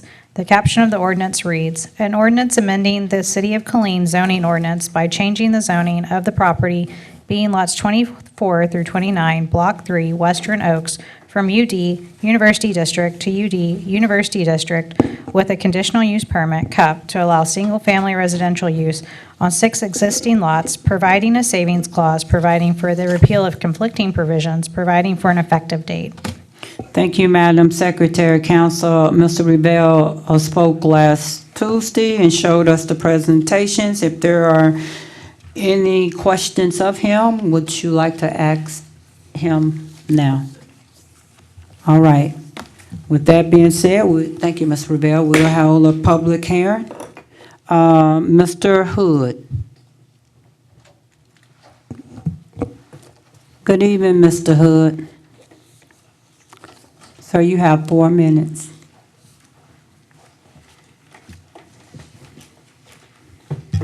Good evening, thank you. My name is Vernon Hood. I've been in the city of Killeen since 1978 when I was born. I met my wife here, married my wife. We got 3 kids, 3 boys. They all went to high school in Killeen, graduated Killeen High School, and my middle son graduated from early college high school in the inaugural class. My wife's been at the school district for 17 years. I coached KPR, I coached Clemens Boys and Girls Club throughout their years. I'm just telling you that to tell you that I'm a citizen of Killeen. I've been here my whole life, and I plan on being here forever.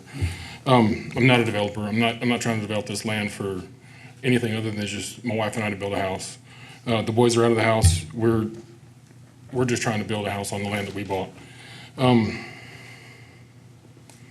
We're not asking to rezone. We're just trying to keep it UD with a conditional use permit to build one house on these 6 lots. It was a recommendation by the planning and zoning to ask for all 6 lots in case in the future our boys want to build on the land. It is broken up into 6 lots. 3 of the lots, which is probably about 60% of the land, is under a flood zone anyway, so it's not developable. We're building in the center lot. We're proposing to build in the center lot, and then there's another lot about 1.5 acres on the right-hand side, on the eastern part of the property that, in the future, if my boys want to build 10, 15 years down the future, that we'll be able to do that if you grant the permit. They did the slideshow last week, and they did a very good job presenting the case. There's a few things that I wanted to just reiterate. When I first went to the city to get the permit, that's when we found out that it was UD. We thought it was residential the entire time. We thought it was residential, the bank thought it was residential, the seller thought it was residential, the county thought it was residential, everybody did, until we got to that point. Once we got to that point, I was sent over to planning and zoning.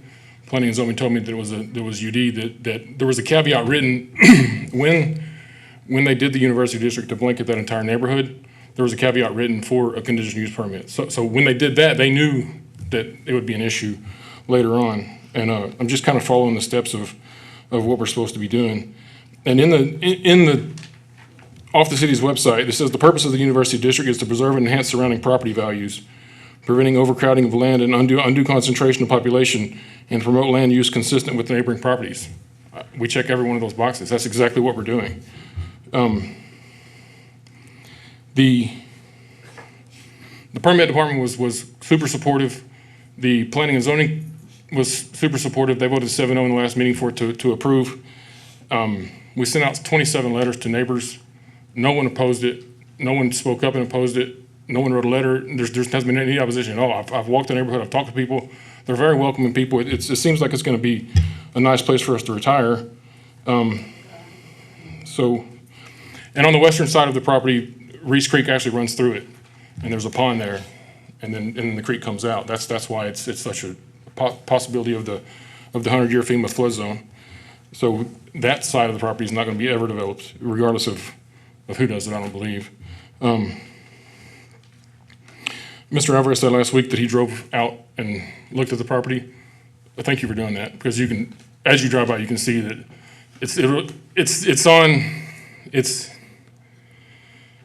if you look at it, to the north is residential, to the east is residential, to the west is residential, and to the south is just Reese Creek Road. And then there's a big median, and then there's 201. Well, nothing commercial is going to go in there. Nobody's going to want to put anything there because it's going to be way too cost effective, and there's just no traffic. With the proximity to 195 and 201, there's no traffic there for residential. Yes, sir. I appreciate you. Thank you. Thank you, sir. Mayor Pro Tem. Oh, close the public hearing. Mayor Pro Tem. Thank you, sir. You remind me of myself trying to convince my wife to go on a cruise when I'm already on the cruise. We're already out in the ocean, and I'm still talking about how great of a time we're going to have. But no, with that, I move to approve. We have a motion, Councilmember Board. Second. All in favor, yes. All opposed, no.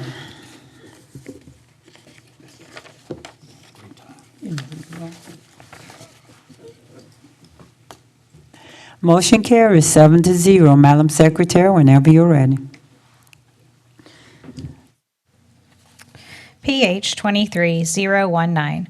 Hold a public hearing and consider an ordinance approving a written service agreement and the annexation of approximately 221.272 acres of land lying contiguous to the existing city limits, generally located on the west side of Bunny Trail, north of the Goodnight Ranch subdivision of South Haines Elementary School and east of Dr. Joseph A. Fowler Elementary School, Killeen, Texas. The caption of the ordinance reads, "An ordinance of the City of Killeen extending the corporate limits of the City of Killeen, Bell County, Texas, to include land lying adjacent to the present city limits, being approximately 221.272 acres of land out of the John E. Madeira Survey, abstract number 600, declaring said land to be part of said city, declaring said land and its inhabitants and any future inhabitants of said land to be entitled to all the rights and privileges of other lands and citizens of the city, and to be bound by the acts and ordinances of the city, extending district boundaries, providing a severability clause, providing for the repeal of conflicting provisions, providing a savings clause, providing for publication and effective date." Thank you, Madam Secretary. Council, Mr. Rivera presented the slides last week. Do you have any questions of him? Okay.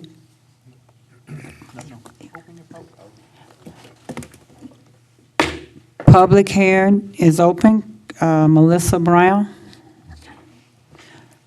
Welcome back. You have 4 minutes.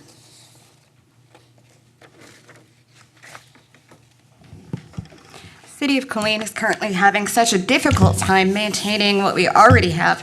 We're looking at taking out about $300 million worth of bonds because of the lack of facilities for our current existing residents.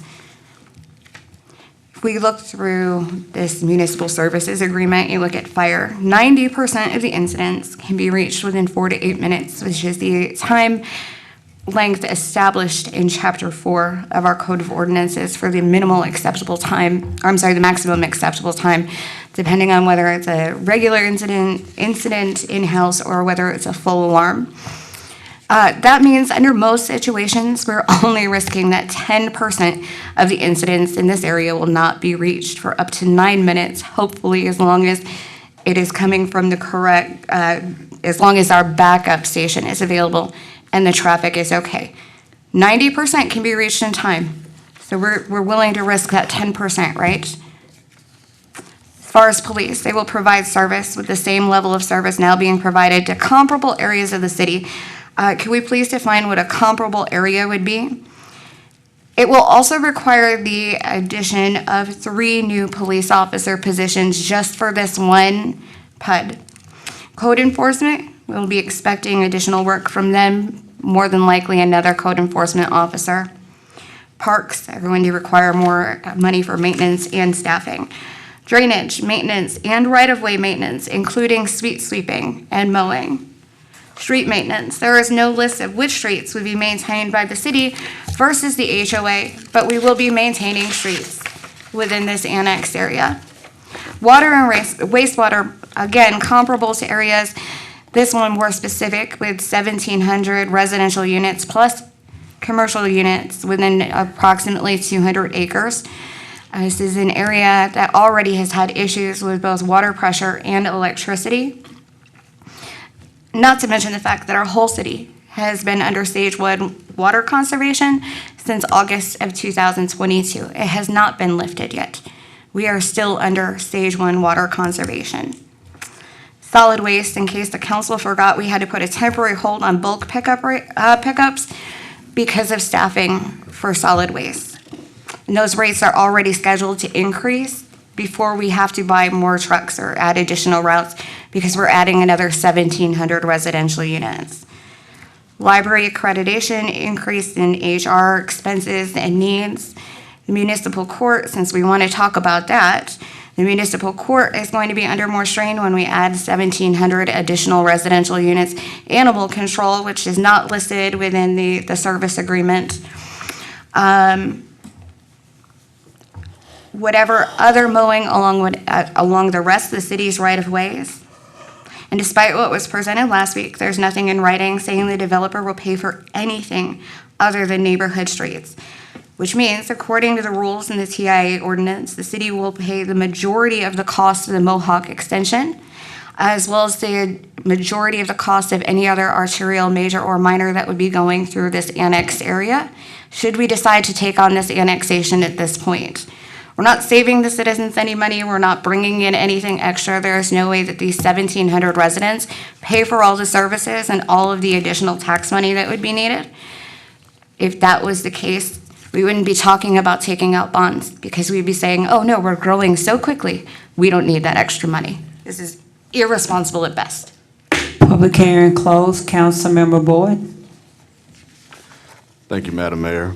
I believe during the last meeting, staff came and made a presentation relating to our adequacies, both now and in the future, as far as in regards to police and fire, solid waste, and all that good stuff. I'll just get to the point and make a motion to approve PH 23-019. Thank you, sir. Mayor Pro Tem. With that, I do second, but I also want to echo what Councilmember Boyd had spoken about. This is not the first time that we've had an annexation case come before us, and we had to question whether or not were we ready for the growth. In some aspects, I don't think you can have a perfect situation where everything is lined up and it's time to go now. So as a council, I don't think it's right for us to keep kicking it down the road and saying one day we'll be ready for growth, because it's going to happen with or without you. One thing that we have already determined is we can muster what we need to support this according to what the staff has recommended. So with that, I think that we're okay to go forward with this. Otherwise, the chief of police, chief of fire, and whatnot would not have recommended on that. So with that, I second his motion. Thank you, Mayor Pro Tem. Councilmember Adams. Thank you, Madam Mayor. A quick question to the city attorney. If a city in Texas does not annex a voluntary annexation, what happens? And they proceed, what happens? What are the ramifications? Okay, so it just stays. There's no laws that say that the residents have another option. Like. You have the ability to deny it. Right, and then what happens if it's denied? What is That's it. I think I understand the question. Okay. You're asking what would happen if you deny it. Obviously, it's not part of the city, but that Right. doesn't mean they can't develop. They're still within our CCN. We're still supposed to provide water and sewer. And then, if you have an area in the middle of your city that doesn't have services, then you start growing a problem. Okay. That's all I had. And we also provide services like fire department, police department. They're right in the middle of the city. Councilwoman Gonzalez. Thank you. I won't belabor the point, but I just wanted some clarity. My understanding from the last meeting was that the builder was paying for the Mohawk extension. That was part of that agreement. Is that correct? That was my understanding. I just want to make sure, point of clarity. That's correct. Thank you. All in favor, yes. All opposed, no.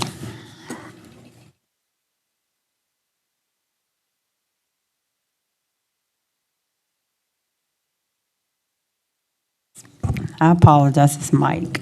The motion carries 7-0. Madam Secretary, whenever you're ready.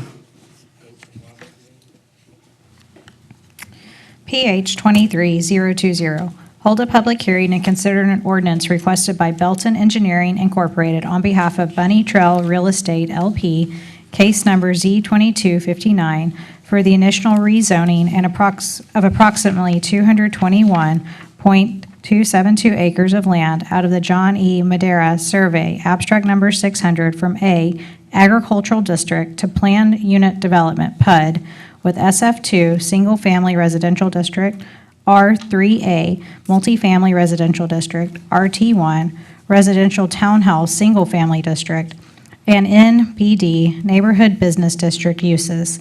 The properties are locally addressed as 6603 Bunny Trail, Killeen, Texas. The caption of the ordinance reads, "An ordinance amending the zoning ordinance of the City of Killeen by changing the zoning of approximately 221.272 acres of land out of the John E. Madera Survey, abstract number 600, from A, Agricultural District, to Planned Unit Development, PUD, with SF2, Single Family Residential District, R3A, Multifamily Residential District, RT1, Residential Townhouse Single Family District, and NBD, Neighborhood Business District uses, providing a savings clause, providing for the repeal of conflicting provisions, providing for an effective date." Thank you, Madam Secretary. Ms. Jones. Nicola Jones? Is she here? Jones? You're saying Nicholas Jones? Oh, your name Nicholas? Mr. Nicholas Jones, could you move over here, come over here, sir? I have a question for you. Thank you. With that being said, Council, Mr. Revelle presented the slide deck last week. Do we have any questions of him? Okay, thank you. Is the applicant here? If so, ma'am, would you like to speak?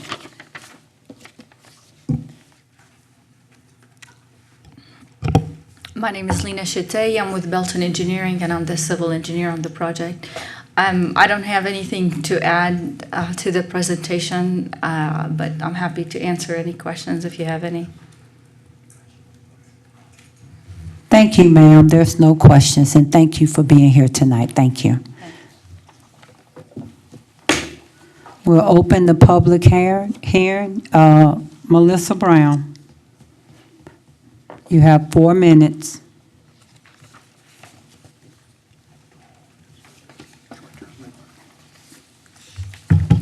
Let me try to articulate this better.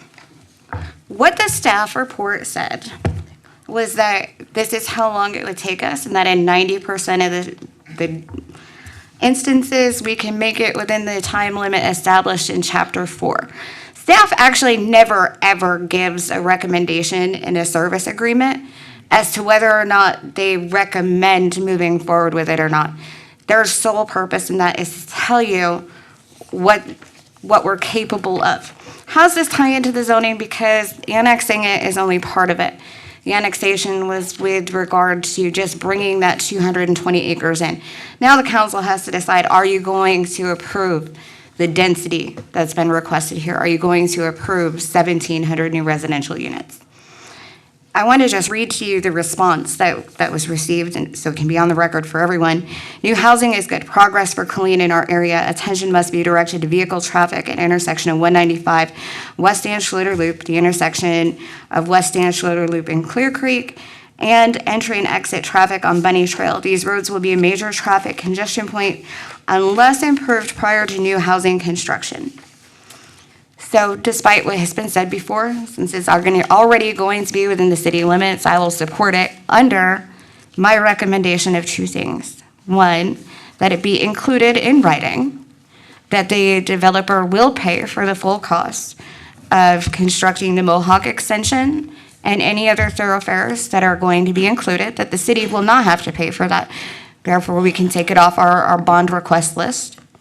And second, that the roads in these intersections actually do become improved prior to build out of this property. I think that is only fair to the existing residents that are there. It doesn't take away from the opportunity for the developers to come in and build the property the way that they desire.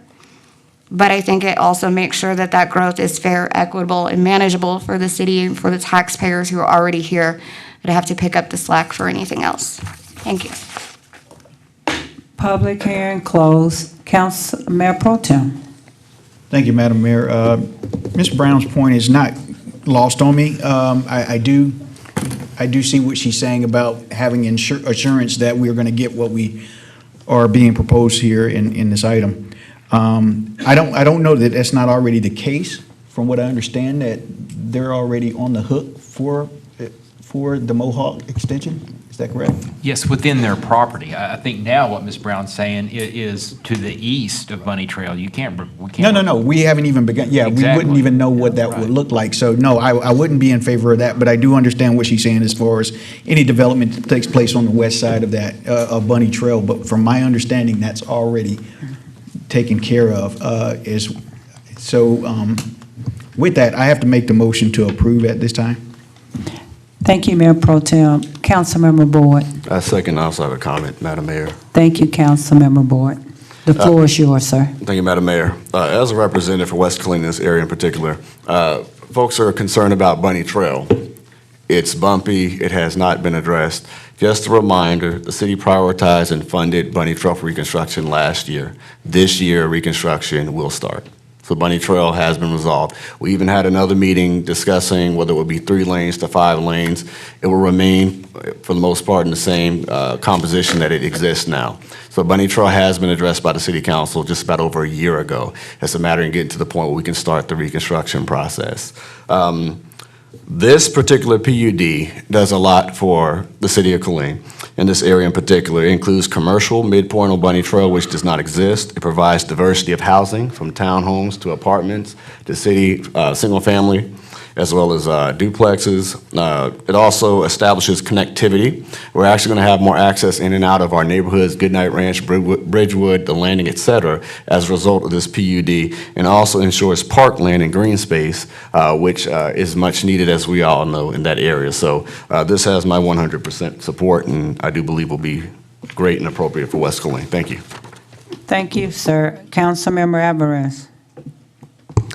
Thank you, Mayor. I just wanted to reiterate for the citizens, and if there are any concerns that the city is paying for infrastructure in this development, the city is not. If that was the case, we would be hearing a separate item to consider city participation with taxpayer dollars, and that is not the case. It's not on the agenda, has not been on the agenda, and will not be on the agenda. So this is being paid for all by the private developer. So thank you. Thank you, Councilmember Alvarez. I think this project, this PUD, is one of the top of the notch for areas where it will be built, and also the homes that will be built there. And we are in a shortage of homes, so I think it is going to help the city tremendously as we continue to grow and out in that area. With that being said, all in favor, yes. All opposed, no.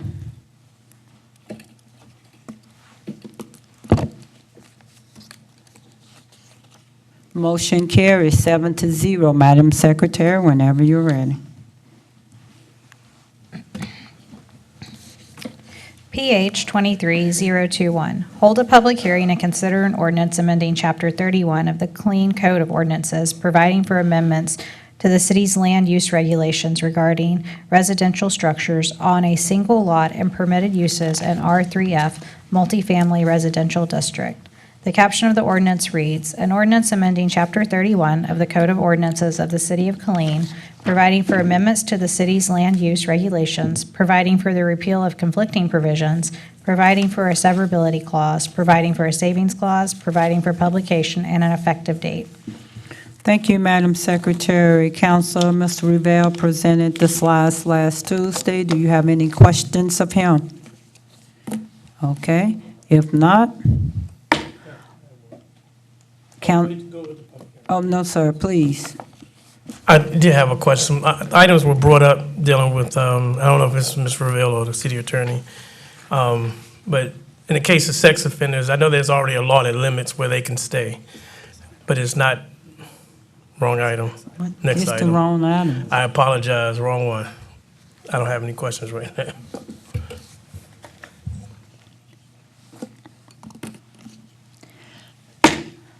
Public hearing is open. Melissa Brown, you have 4 minutes. Okay, so again, this is another instance where I'll say I'm coming up in support of at least part of this ordinance. Again, it only makes sense what the staff is requesting for R3F recommendations. We've always said that anything less restrictive and a more restricted zoning, so to allow for a single family in an R3F makes sense. We would have it in any other zoning that would be allowed to do that.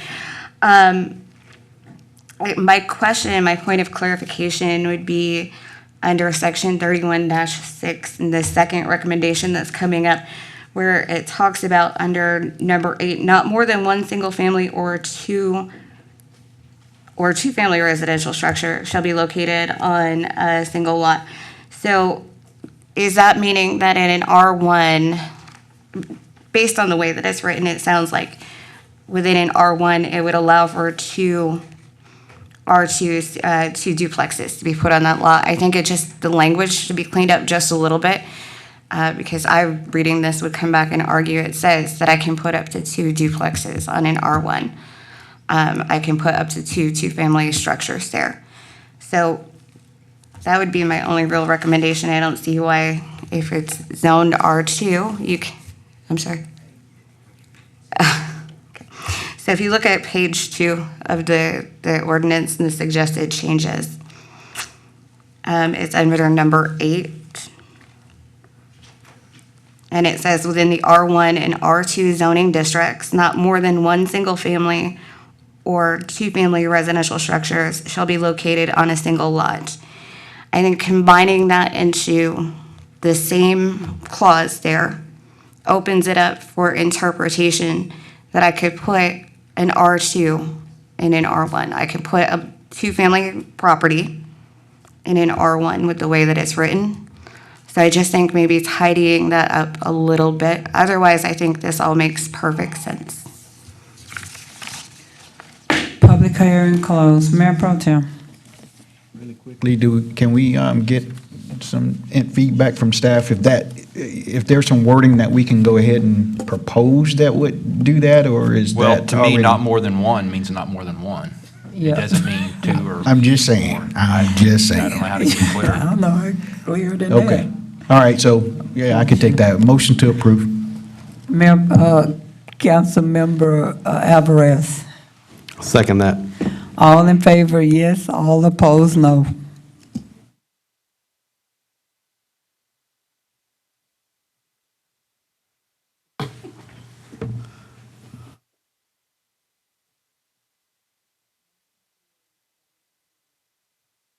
Madam Secretary, whenever you're ready.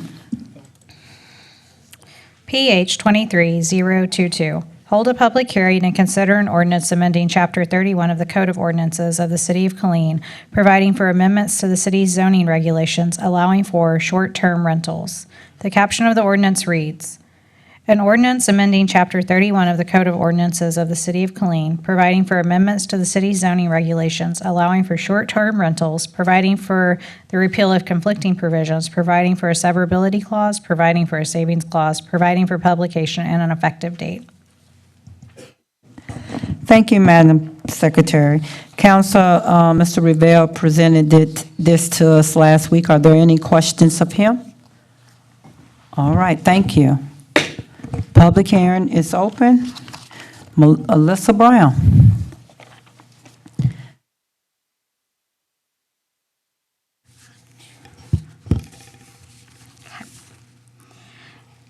Someone else came up and spoke about this earlier during citizen comment. I think that's where at least one of the council members was referencing earlier as far as putting restrictions on distances near schools and daycares and churches, which may not be a bad idea if we're going to put restrictions.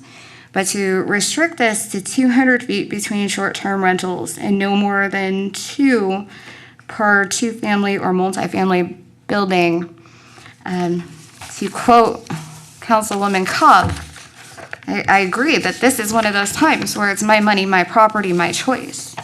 Just because my neighbor has a short-term rental doesn't mean that 10 feet away I should be barred from having one because they got their paperwork turned in faster. This is a restriction that I find to be completely outlandish. I understand we don't want to take the money out of our hotels, but then again, we're getting the hotel occupancy tax for it. That's the whole purpose of putting this ordinance in place. I don't recall listening back or even talking to any of the P&Z commissioners where it was ever mentioned that these distance restrictions were brought up at P&Z, and I may have completely missed that part. They may have forgotten about it. But this would be a pretty major change from when it went to P&Z and when it came here, and I did not verify that. So, however, again, this is the one time where I would fully agree with Councilwoman Cobb's theory of my property, my money, my choice. It shouldn't have the distance requirement from one short-term rental to the other. I personally have people who have invested in fourplexes and sixplexes, and they have 4 STRs in that fourplex. That's what they invested their money into. That is their generational wealth that they are generating. Why would we go through afterwards and put further restrictions on that? Why would we say, Councilman Alvarez, I know you like to purchase properties and flip them and improve them because it improves. And when you have an STR, like you said, it's going to improve the quality of those housing, which encourages your neighbors to do the same. You should be able to get back out of it what you put into it and not be limited just because your next door neighbor also had the same idea. Thank you. I just want to, you're welcome. Oh, this is not for you. I just want to do some clarification. If you go ahead and register your Airbnb and follow the guidelines before that 1 year is out, it won't make a difference. If someone's by you that has an Airbnb, they just buy you. But if you fail to register, that's when your problem, it will happen if you don't register within that year. Then if you are within that 200 feet and you have not registered after that year is over, then you're going to have a problem. And Mr. Revelle, I want you to please stand up and just wrap that on up for me. And clean it on up for me so it won't be no misunderstanding for the next 20 people that's coming to speak, that there will be an understanding on what that means, that 200 feet next to each other. Please, sir, the floor is yours. Yes, ma'am. So in the proposed ordinance, section 31-954, distance and density, section A says beginning 1 year from the effective date of the ordinance, and then it goes on to say basically the 200-foot distance will apply 1 year from the effective date of the ordinance. Please do note that the effective date of the ordinance is actually, that's being proposed is October 1st. So it's not immediately, if this is passed tonight, it doesn't happen immediately, it'll be October 1st. That will allow time to continue to work and ramp up and engage in additional services that will be needed for the implementation. Thank you, sir. So if you already have one and you have everything completed by October, all the registration and register, you won't have any problems. Ms. Cooper. Good evening, ma'am. You have 4 minutes. Yes, ma'am. Good evening, Madam Mayor, Mayor Pro Tem, and council members.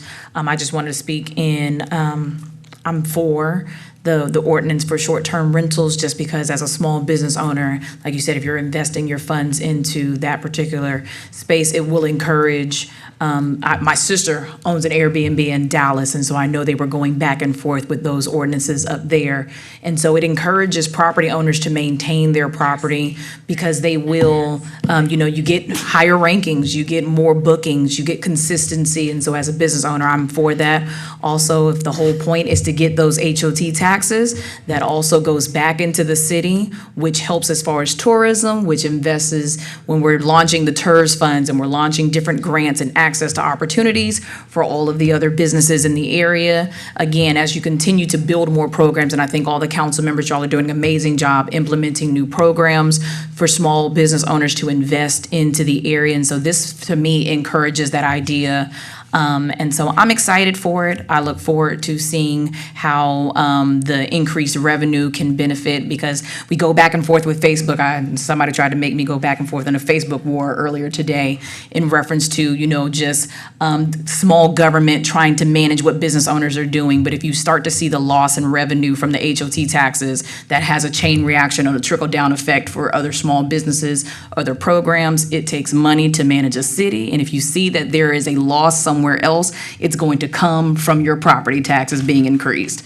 And nobody wants that. And so, but nobody wants that irresponsibly. And so as you continue to grow, we talked about the new City Hall building being built, how it will invest and build the property values in those areas, which sets an alarm to major corporations to come into your area, for the city to continue to invest, for the TERS fund, for Fort Hood, for all of the above.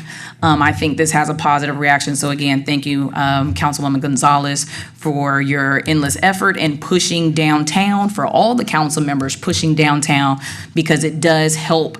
As our property values increase, there's more funds that can get directed towards District 4 for property increases for District 2s. And so I hope that everybody is on board and that we can continue to just become more educated and active residents. And so thank y'all. Thank you. Marco Signs. Good evening, sir. You have 4 minutes. Good evening.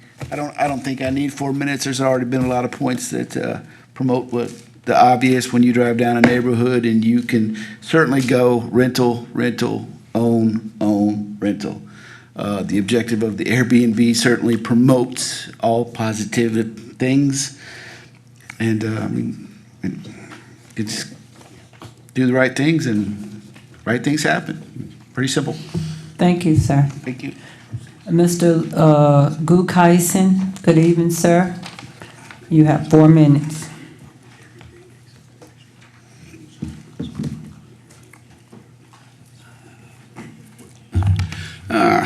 Good evening again, Madam Mayor, Mayor Pro Temp, City Council. As stated last week when you saw the presentation, as a member of the P&Z, I did vote against this ideal, and I stand by my reasons stated up there. But I have additional comments and questions I have that maybe get some clarification on. You had brought up this earlier about the 200 foot. Okay, so I have an Airbnb, my neighbor has an Airbnb, we do everything by 1 October 24. Neighbor next door to me, he wants to start one. He won't be allowed to based upon the ordinance because I already have one. So what gives this body the authority to tell a person what they can and cannot do with their property? And the words of the late Mayor Pro Temp, Mr. Kilpatrick, that he always liked to say, is that we, the council, cannot tell people what they can and cannot do with their property when it came to ordinances and when they wanted to build something on it. That's all able to be tracked. You can go back down and look at the videos, and I'm not telling the story there.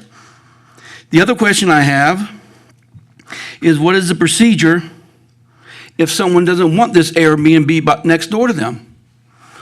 I, for one, don't want one next door to me. Do you want one next door to you where you have different people coming in every month with doing whatever? And also, if I can possibly get a clarification on a question that was asked by a member of this body last week. The clarification is on how this firm that you're looking at hiring to collect these hotel taxes is going to be paid for.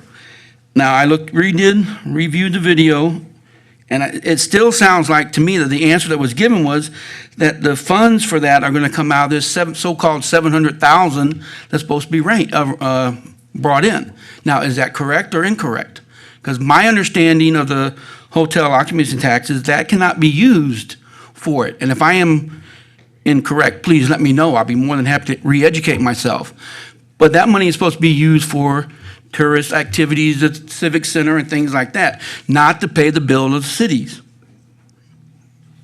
What is the effect of this ordinance going to have on the budget in the future? You're going to have to hire more people. The lady earlier today was talking about in Austin where they have to, they got to hire more people to do this. What is the effect on the long-term effect on our city budget? We can't really afford to do a lot of things we want to do now because we have to keep pushing it back and back, which I understand. But now you're going to have a own SRT department or STR department, excuse me, to dealing with these short-term rental issues because our code enforcement can't even handle what they have on their plates now. Okay, and it had already been mentioned before about the paraphrasing my property, my money, my choice, but I don't think that this program was really looked into because it's like the old saying goes, fixing the barn doors after the horses have came home. Good point brought up. You have sex offenders. Do you want one living next door to you unknown? I wouldn't if I had young kids. What are the procedures for that? They don't, like the speaker said this earlier, they don't have to register with these Airbnbs unless they have it on their form. I don't know. I don't use them because I have my own house.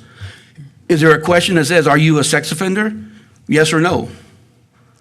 And who's really tell if they are or not, if they're not going to do the proper backgrounds? Is the city going to do the background on these people? That's not our fault. That's not our responsibility.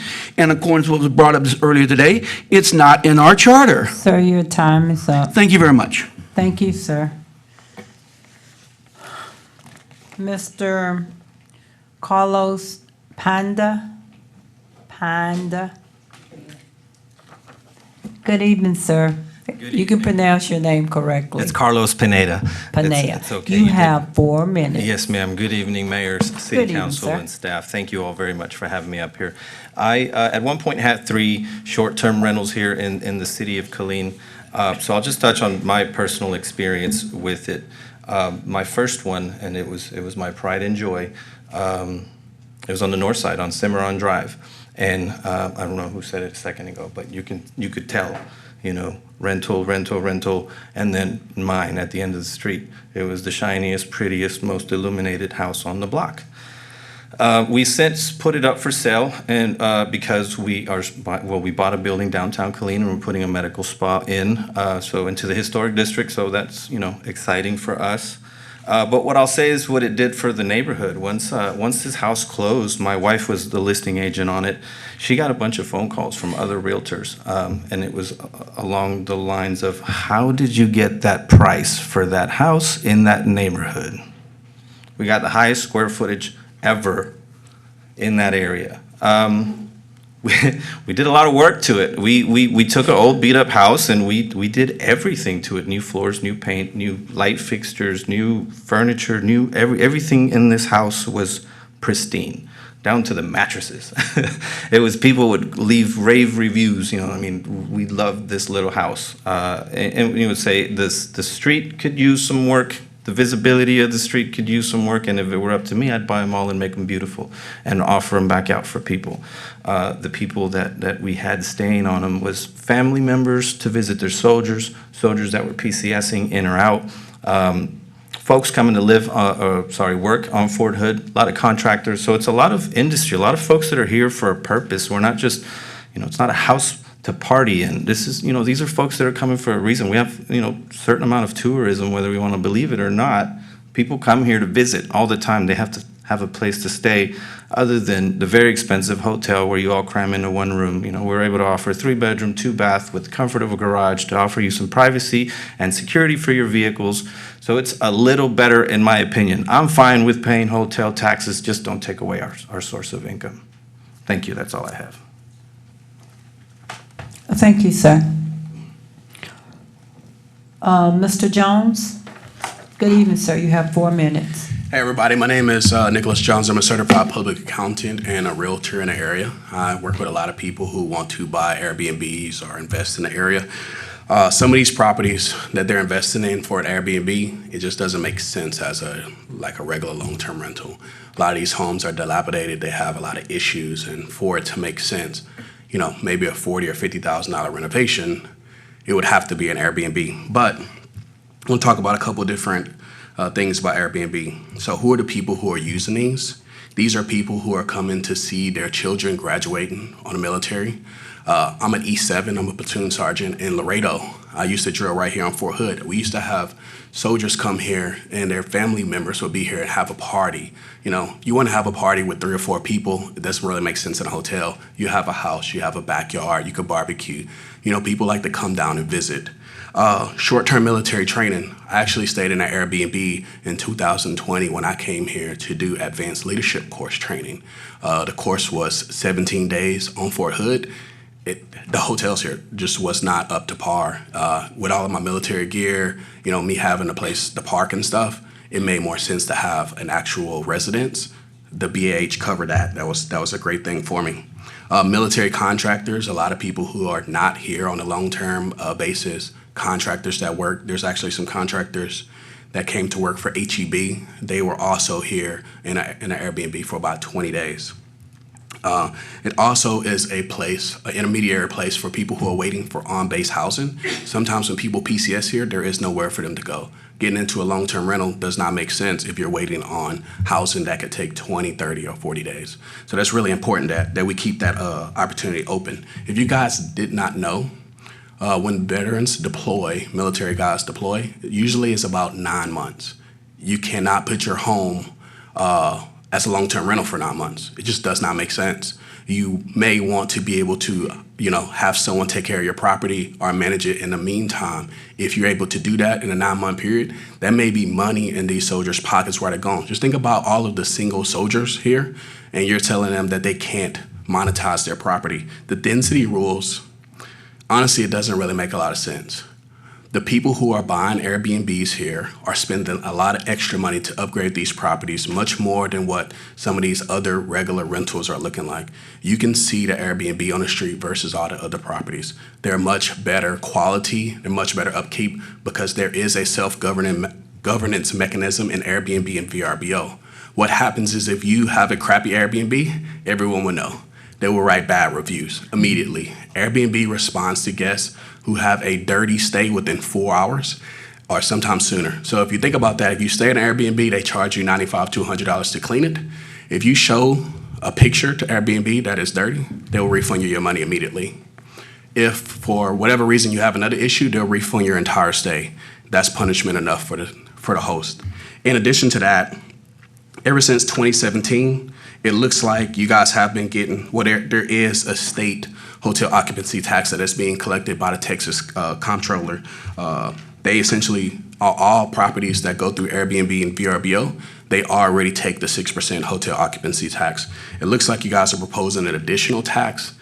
I don't see the actual tax rate, but there's a reference of $700,000 of being missed revenue. I'm not sure where that number is coming from. I think that should be reconsidered as we already have a mechanism where Airbnb and VRBO is already compliant since looks like May 1st of 2017. That's on the Texas Comptroller's website. The comparison that hotels are losing out money, it just doesn't make sense. Like the gentleman said before me, we're talking about homes, 3 to 4 bedrooms, sometimes more, with a full backyard, garage. It's privacy. You're not getting that in a hotel. Everyone sees you when you walk into a hotel. Can I get one more minute, please? So with that being said, Madam Secretary, would you please restart the clock? So with that being said, I think permits are fine. I don't see an issue with that. I don't understand the desire to regulate an Airbnb outside of the mechanisms that already exist. It doesn't make sense for you guys to do work when you don't have to.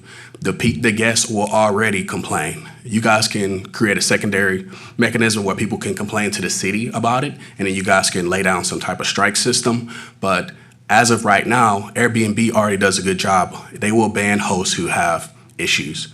The gentleman that said something about, child, like sex offenders and stuff, that's an issue that you really can't resolve, to be honest, with a short-term rental. They do background check. I mean, Airbnb does collect identification information, but there's really no way around that. However, if someone is trying to use that as a way, they're going to be paying a very high cost to do that. Most Airbnbs here are around 120 to 140 a night, so it wouldn't make sense for someone to try to stay in a long-term rental to do that. Thank you.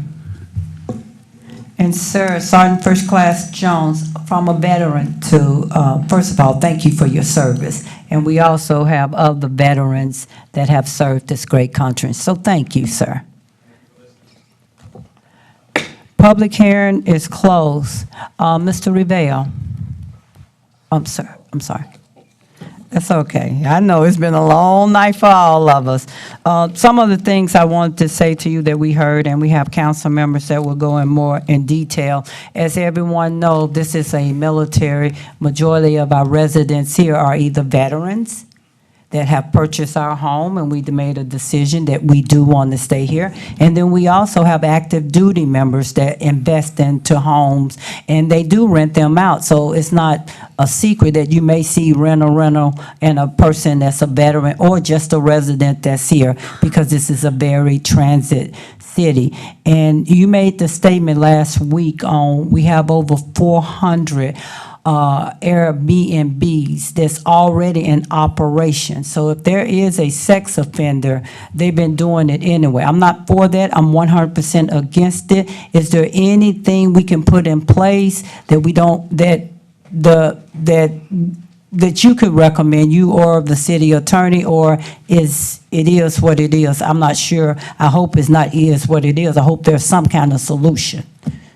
And I can start the conversation. I know there is something, there are existing laws on the books as it relates to sexual predators. They have to register with the Texas State Department, the specific DPS, but what does it stand for? Department of Public Safety, Safety. yes. The Texas Department of Public Safety, they have to register with them, the sex offenders do. And then there is a code, Chapter 16, I can't remember exactly where, but I know it's Chapter 16 that kind of deals with what happens with sexual predators. There may be some challenges as it relates to that, though, because the way that code is set up, effectively, they would not be able to stay anywhere in the city limits of Killeen. And so there could be some challenges with that. But there's no way if they go online, if the council do approve this and they go online and they decided they want to stay here, what can the city do? Madam City Attorney, is there anything we can do? Is there a system or any way we can stop that? So, and Mr. Revelle already mentioned there's state law in the books for certain child sex offenders that are registered. There are child safety zones that you can't be within certain period of as a condition of parole. Then you can't be within a certain area of certain child safety zones, schools, public swimming pools, things of that nature. And so if these areas are in those areas, then that already is covered by state law.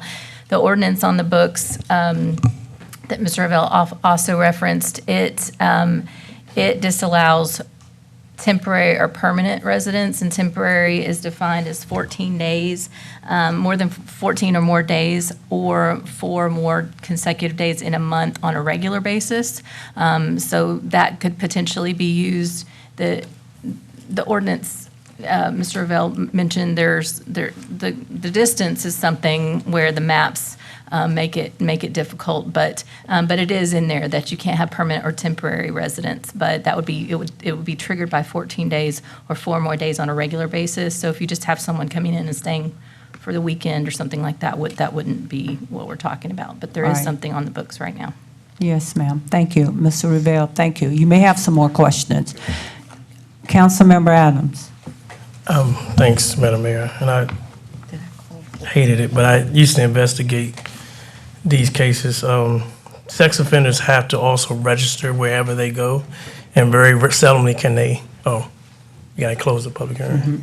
I was going to wait till you finish. I was going to wait till everybody finished, but Mayor Pro Tem say maybe I need to do it now. Go ahead.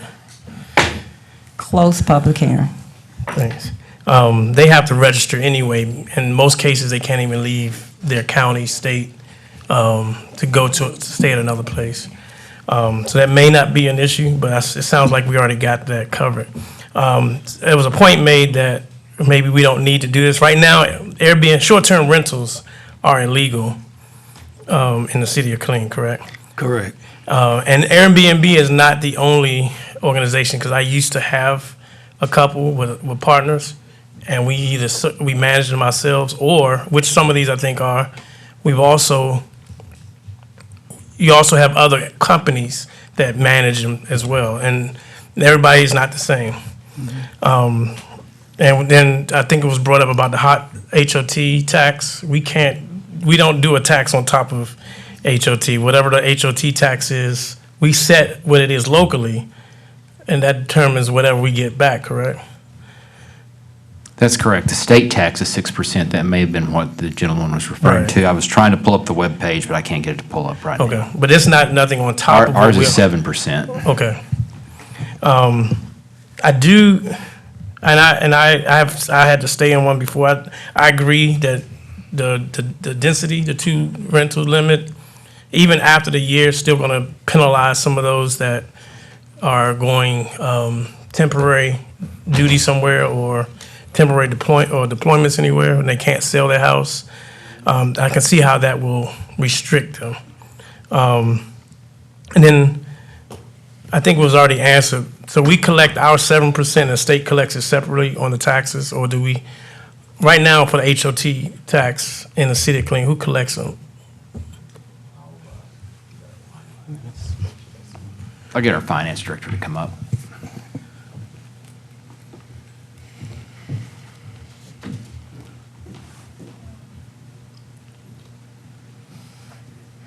Good evening. We have a vendor that collect our hog taxes. So. Okay.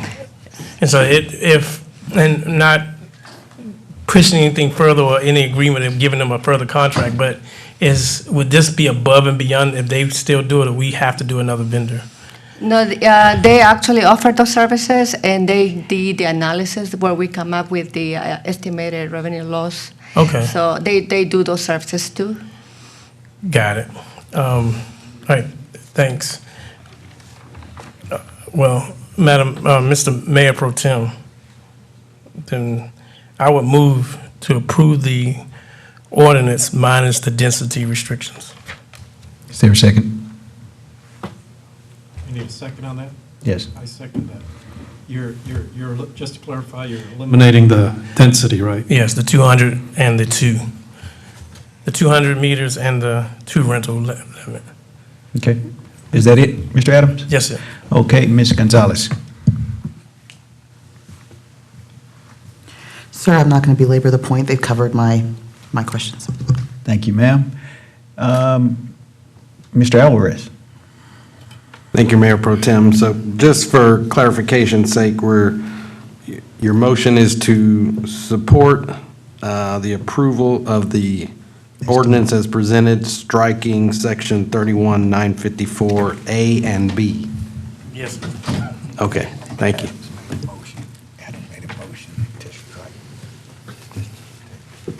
Hey, my mayor. Councilmember Boyd. Thank you, Madam Mayor. I'm going to be in favor of the staff's original recommendation. I do believe controls are necessary at this time with the STRs, as it is with a lot of other cities. And so I'll be supporting it the way it's outlined. Thank you. Thank you for that, Councilmember Boyd. Councilmember Sagara. Thank you, Mayor, and thank you for everybody that spoke. And I'm in agreement with you guys that Airbnb, I've seen a lot of them, and they do bring, with that a lot of responsibility. And everybody that owns it, what they were saying today is so true that, you have to maintain it better than most. And the thing that I received a lot of emails from everybody was that density. And I think that everybody that spoke, I just want to clarify that it looks like they were speaking against this ordinance, but what we're trying to do is legalize it here in our city. And so I just want to make sure you guys understood that it's not that we're trying to take something away.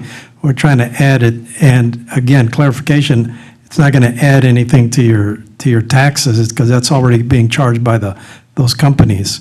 But, I think that council, the motion is the correct one to remove that density, because you're going to have people that own several properties right next to each other that do a good job maintaining it. So I'm in favor of the motion. Thank you. Councilmember Cobb? So many times tonight, I've heard my name being mentioned about, and I do believe in that. I do believe that if it's your property, you have the right to do what you want to do. I believe that you can take your property, and I think that the B&Bs, I think they're just wonderful places. But at the same time, I do believe that we do have to regulate. We have to, I don't know if we can regulate through applications or putting that in, but that's just something later. But in the state of Texas, and we have the predator site where we put names in and we find out, and we have to put a sign out in front of that house to let persons in the distance know. So I think there should be a regulations on it. But again, your money, your house, you do what you want to do, but you're going to follow the law. So maybe I need to put that with it. We get to do all those good things. We make money. We get to do what we like with our homes. But at the same time, we want to be safe, and we want to be conscious, and we want to do the right thing at all times. So I am for it. But again, I hope that there's some kind of way that on that application process, we can put something in there. And it doesn't mean that we have to go and make a second motion or direction or any of that thing, of that. We just want to ensure that the homes that are being rented out or that are being leased, that they're safe. And the question has to be answered. I just want to say, if kids are living in those homes, I hope as they register one-on-one that we speak that to the owners. Because when we have a class or something for those persons that are going to come out, we're just going to look on the internet, they're going to register their homes, no class, something like the Arts Commission. When we bring everyone in the room who register their homes and let them know the law also, just an overview. But that's it for me. So I just want council to know that we already have 400 illegally operating in the city of the Killeen. Councilmember Boyd. Just for clarification, can someone on staff provide the rationale for the density requirement recommendation? Yes, sir, I can. Thank you. So I think the basic question comes down, what does single-family zoning mean? And you need to think about this, that if one of these moves in next door to you, or someone, let's say an area of town, there's not one, and the first one that comes in on the block, you're gonna hear about it, and that's the reason, because single family was supposed to be for single family and not for running a business. This is one of the most permissive ordinances that I've seen. We heard mention of the Dallas ordinance that's being discussed right now. It doesn't allow them. The only thing it allows you to do is rent out a room in your home for Airbnb. If you don't live there, you don't get to have an Airbnb. That's on the other end. That's on the most restrictive part of the spectrum. Or there are those, I think, that have tried to say it's a business and it's not a compatible home-based business, and it's not allowed, which is honestly where we are right now. But the idea behind that was to try to keep single-family neighborhoods single-family and not turn into neighborhoods full of Airbnbs. Right. And see, that's why I thought it was appropriate, the recommendation staff proposed as it is. There's a reason local government has to put controls in place, and this is one of those situations where it's necessary for so that can be legal first. All right. Again, I will be supporting the recommendation that staff proposed. Thank you for that vote of support, Councilmember Boyd. Councilmember Gonzalez. Just a quick question to Mr. Cagle on that before I call for the vote, but the occupancy on that, most of these homes have occupancy limits. Does that not affect that status at all? You know, if it's a single-family home, you can only technically rent to so many people, or we can have visitors in our house. If you own your home or rent your home, standard anyways, there's no guarantee. So I guess that for me is a little confusing. The challenge I see for our city staff or the inspectors would be that I know people who own multiple homes or multiple properties in one street, and so that means I just don't know how we'd regulate that if we had multiple owners that own multiple properties in one location. I mean, just it seems like it would be almost impossible. I don't know, it's not a real question, but I think if they just- register, we would know, we'd have their addresses. Is that what you're saying? So I'm just saying, I think it would be an undue burden. It would be an unnecessary burden for us to have this requirement because you have multiple property owners that own multiple properties on one street. So if we said you can only have two in proximity or two in such a certain distance, I just think it would create an unnecessary hardship for inspectors. Would you agree with that? No, ma'am, because they have to register and we'll have their addresses. And if they come to register, But at the end of the year, they can't have another one, right? So if we say it's October, at the end of that year, there can't be so many in proximity. If this person purchases another home on that street, they can't have another one, right? That would be prohibited. not within 200 feet of 200 one that's already been registered. Yeah, okay, thank you. Have every council member spoken? Councilmember Alvarez, I saw you had not spoken. Do you want to speak? And after you, it's a call for a vote. Well, Councilwoman Gonzalez wants to do a call for a vote, but I also see Councilwoman Cobb. But before you speak, she was trying to make a motion. Ma'am? Yes, ma'am, it was just call for the vote. Can we get a second? Okay, we have a call for a vote, first and second, and the only problem is, Councilmember Alvarez, you have not spoken, so once you finish, we will vote on that. Thank you, Mayor. I've listened to all the concerns. I've tried to weigh this as responsibly as we can. I've obviously looked at what staff has presented. I've received a ton of emails, like Councilmember Segarra said, from the majority of the people speaking against the density requirement and the 200-foot rule.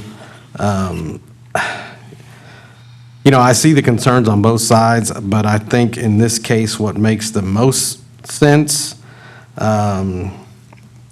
is to not have that density or 200-foot rule on there initially. You know, we talk about occupancy and the turnover in these homes and single-family zoning districts, and I heard that.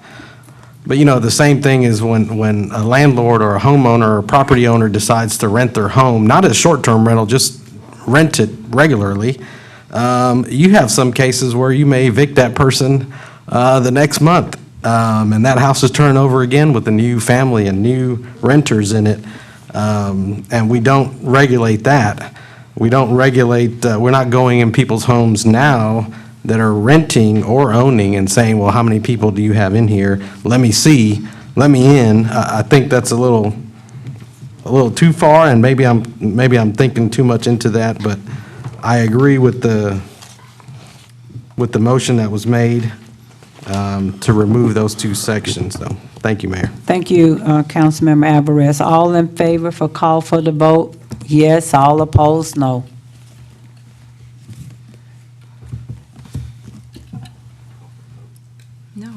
Motion carries 5-2. And Councilwoman Cobb, the reason I didn't call on you, because she had called for the vote. Okay, so let's go back to the motion. The motion was to, Councilmember Adams agreed with the motion, except taking out the 200 feet density. 31-954A and B. Well, he didn't say all that, did he? That's the sections he's referencing. He said both the density requirements, the 200 feet and the 2 per, and those are the 2 A and B and 31-954. So I believe that is the motion. Okay, all in favor, yes, all opposed, no.